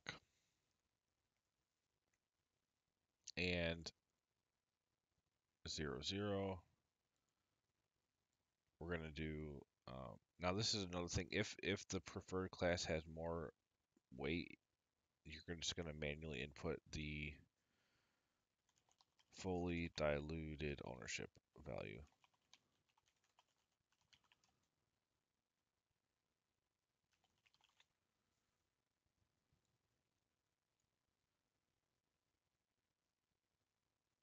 But here we're just going to sum these all up.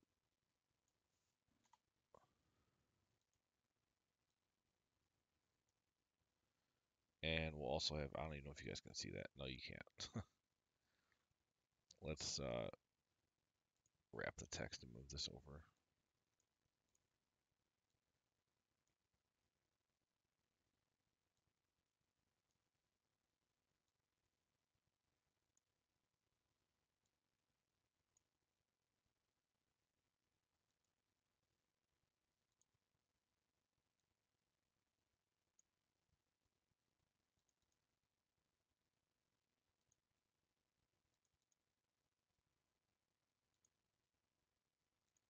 Okay.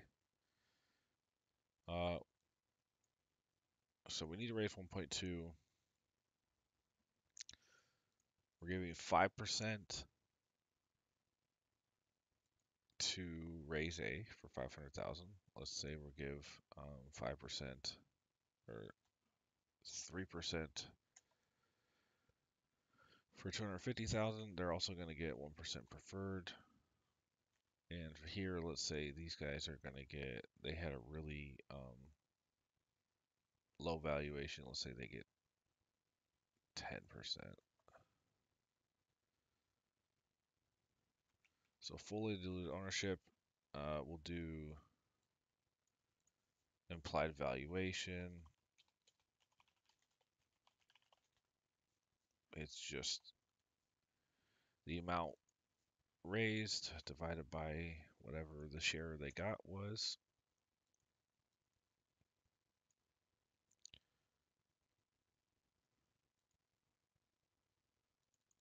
I'm sorry, that for investor one, they would have a very low valuation because they're getting so much for so little. The higher the valuation, the less share the contributed funds get.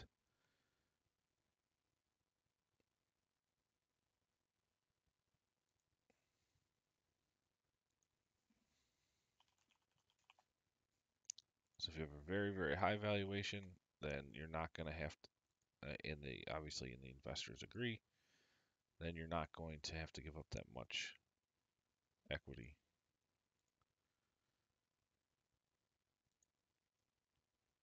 Now, next to each of these, I have to do the stock amount.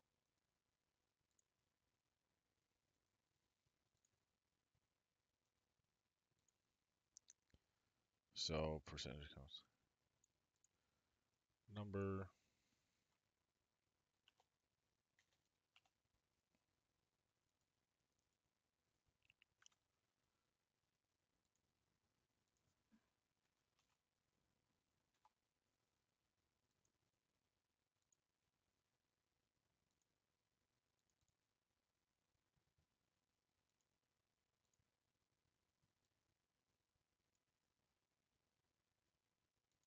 We'll put totals at the bottom here.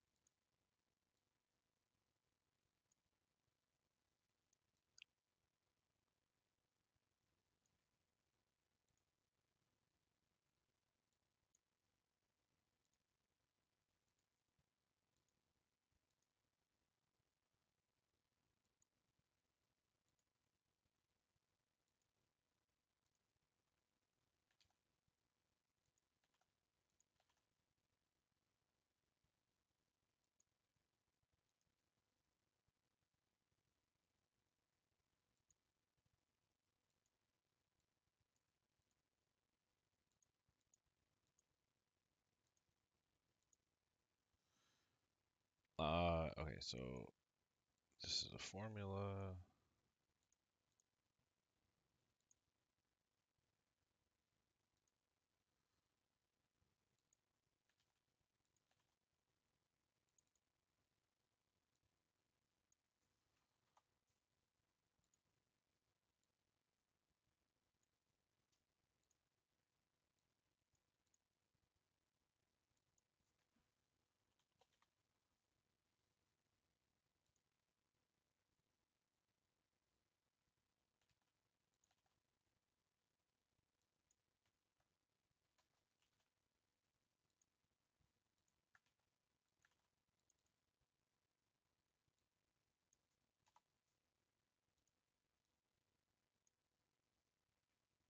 Let's give these guys 1% here too.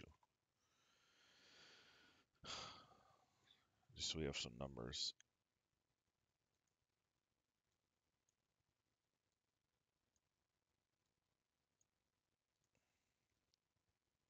Okay, so we've got all kinds of data in here.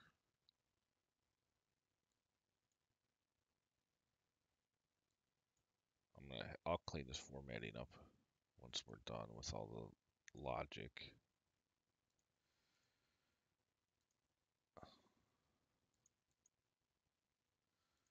All right, fully diluted ownership is now this. Actually, we could do.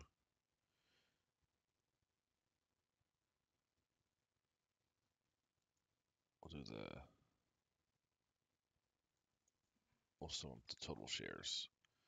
So total shares Class B plus A plus common stock divided by total shares. Now, the interesting thing is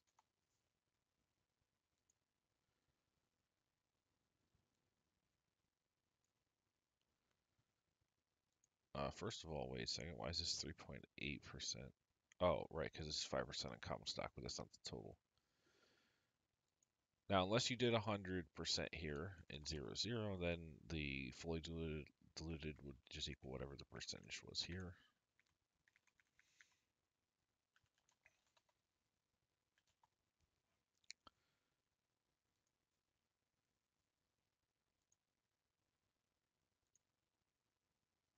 Dang it.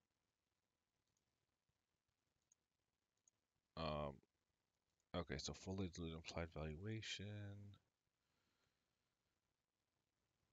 Total amount contributed divided by share. So as an investor, you want to get in at the lowest valuation possible, relatively speaking, and as a owner, you want the highest valuation. You meet somewhere in the middle. What is? Oh, and then fully ownership share and total number of shares, number of fully diluted shares, and that's just going to equal this percentage times this. And you can see if you had different share values for Class A and B, you're just going to have to manually input what that would be.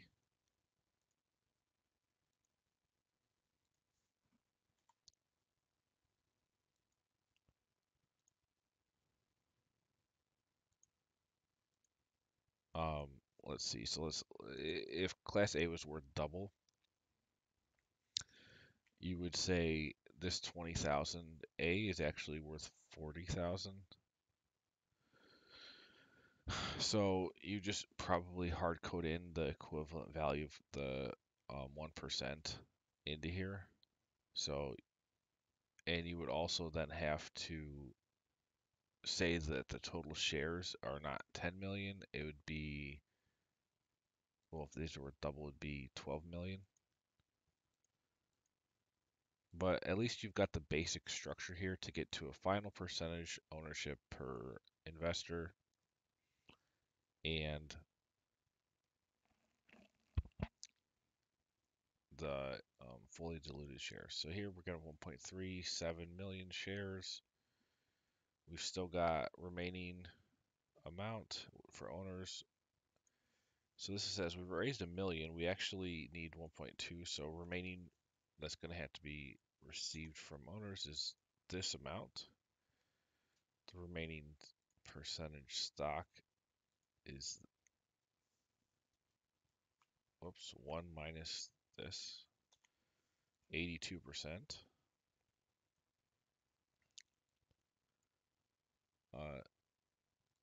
Common stock remaining would be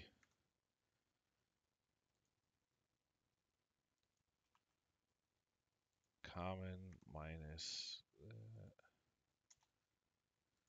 Now you could also say, you could also go into it saying, here's the total shares, 10 million, 75% are common, and then you could play with these percentages, and then play also with how much somebody gets for Class A and B versus how much they put in. Like that can be played with to make it easier to, if there are different values for A and B, like you could mess with these percentages and how much you get of how much you're giving away of them. So 6 million shares left for common stock.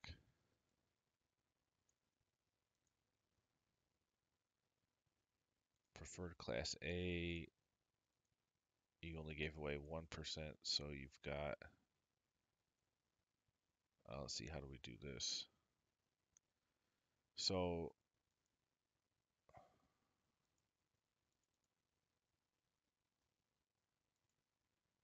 this is not 1. This is actually, so if you've given away 18, you only got 75% of the total as common. So you do 75 minus 18 to get the right amount here. And then for preferred A, you do 20 minus whatever was given so far.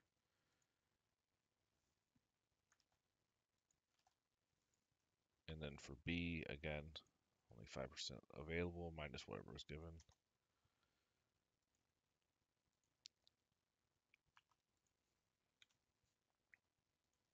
And then the total that would equal.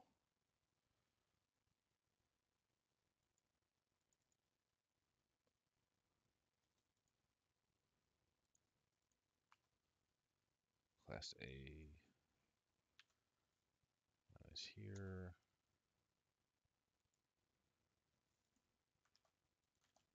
And B is that minus these shares.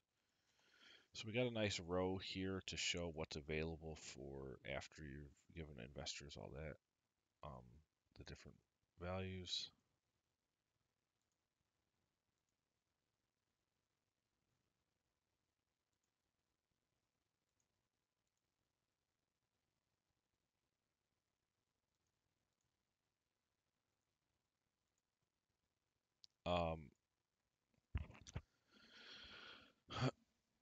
Now, holy cow, it's already 12 o'clock.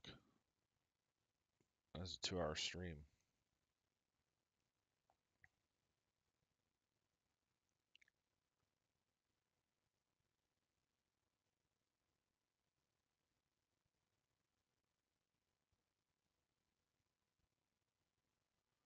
We're going to keep going, though, because I want to get through this a bit.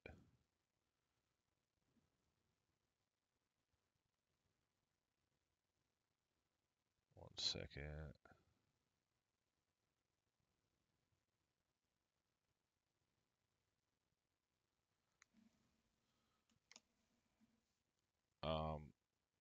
All right, so remaining.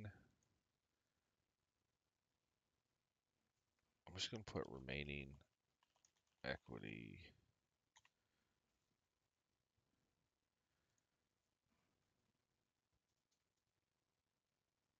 So 289,000 needed. You got 57% of common stock left, which is 6 million shares.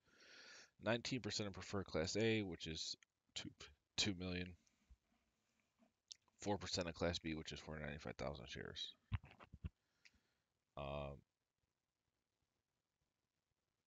In total, you have 84% of, or 86%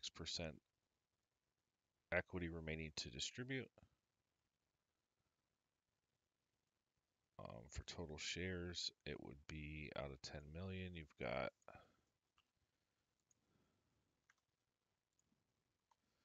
8.6. And let's see, is this right? Implied valuation, let's see. Yeah, you collected $1 million and gave away 14%, so implying this is the valuation in aggregate. So now the owners may not contribute anything. You may raise everything from, just kind of tie this out. So you just do the total amount you need minus what's already been given, or you just make the raise A the total amount needed, and that's fine. You're raising all your money through. You're not going to raise any as the operator, which happens. That is pretty common. And in that case, if you're not putting any of your own money into it, or none of the operators or employees are, they'll get percentages here, but there's going to be no valuation based on what they're doing because they're not contributing any funds.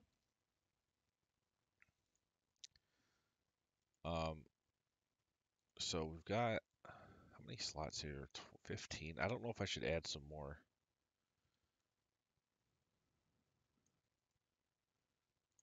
Maybe we'll add a couple more.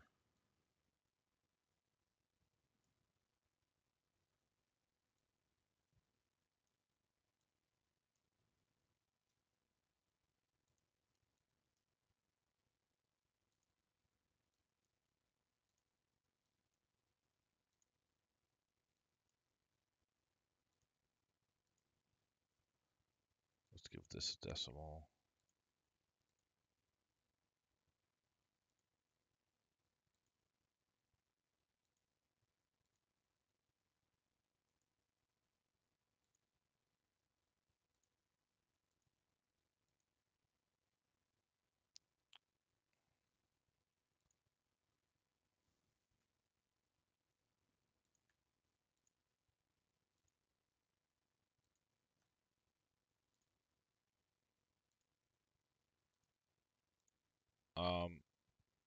So now remaining equity 0.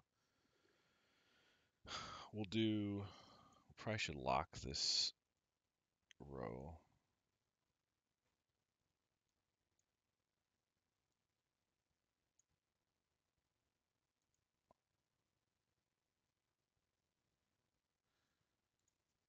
Capex table, and then I'll do add, let me just, for next week, or not next week, for tomorrow, add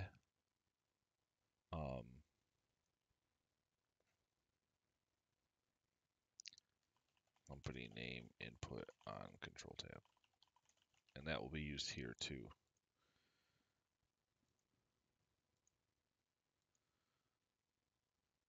All right, so we've got investor pool. We'll have freeze these rows.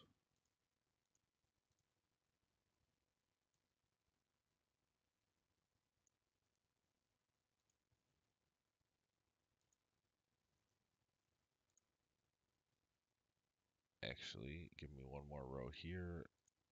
Drag this down. We'll call this the equity pool.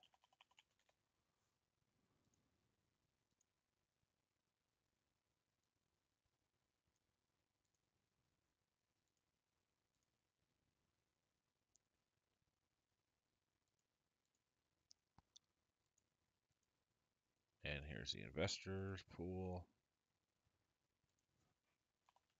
Investors. Or we'll call this outside investors.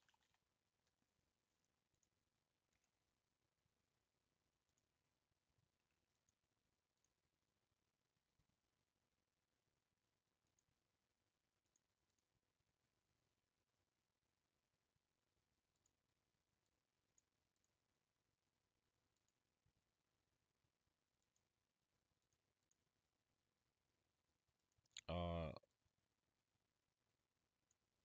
give these some borders.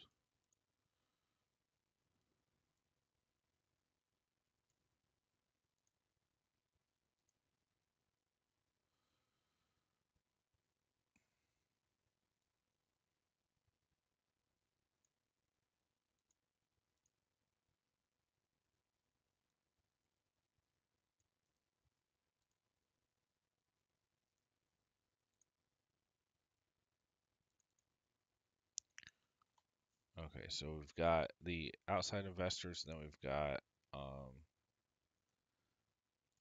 this could be founders, operators, employees.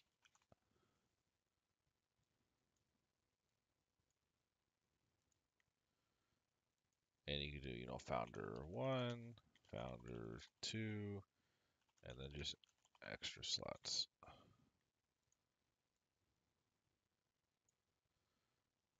And let's say none here, and you've got 57% left. Let's just say we'll give it all to, or say 57.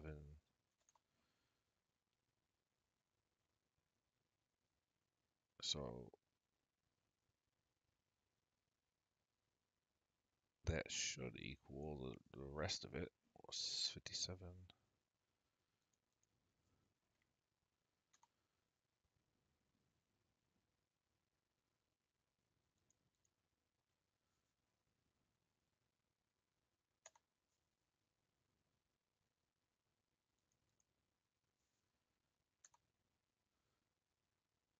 Oh no.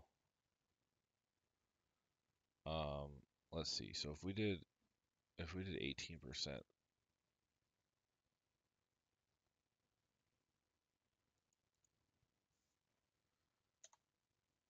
remaining amount is no, it's 1 minus 18%. So 82% is left to distribute. Now that equals 57% of the total, but we don't care about that here.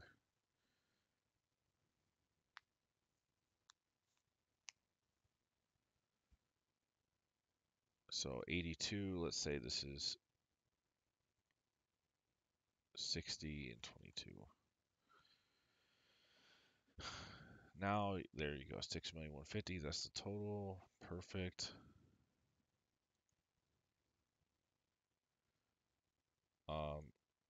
And again, this is 1 minus this. So here you got 99%. Let's say it's all going to founder 1. And again here, 1 minus this. For class B, let's say that goes to founder 2.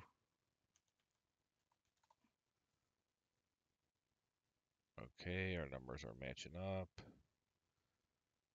Fully diluted, 86.3. Matches here, 8625. Yep. Okay, and that's it. And that's basically the cap table. And then what I'm going to do is pull in these aggregate totals into the control tab items here. So this is awesome. I'm going to add a company name input to go across the model. Put this in yellow so I don't forget for tomorrow. I'm also going to add a three-statement model to this, and then I'll start doing it on the next models as I go forward in time.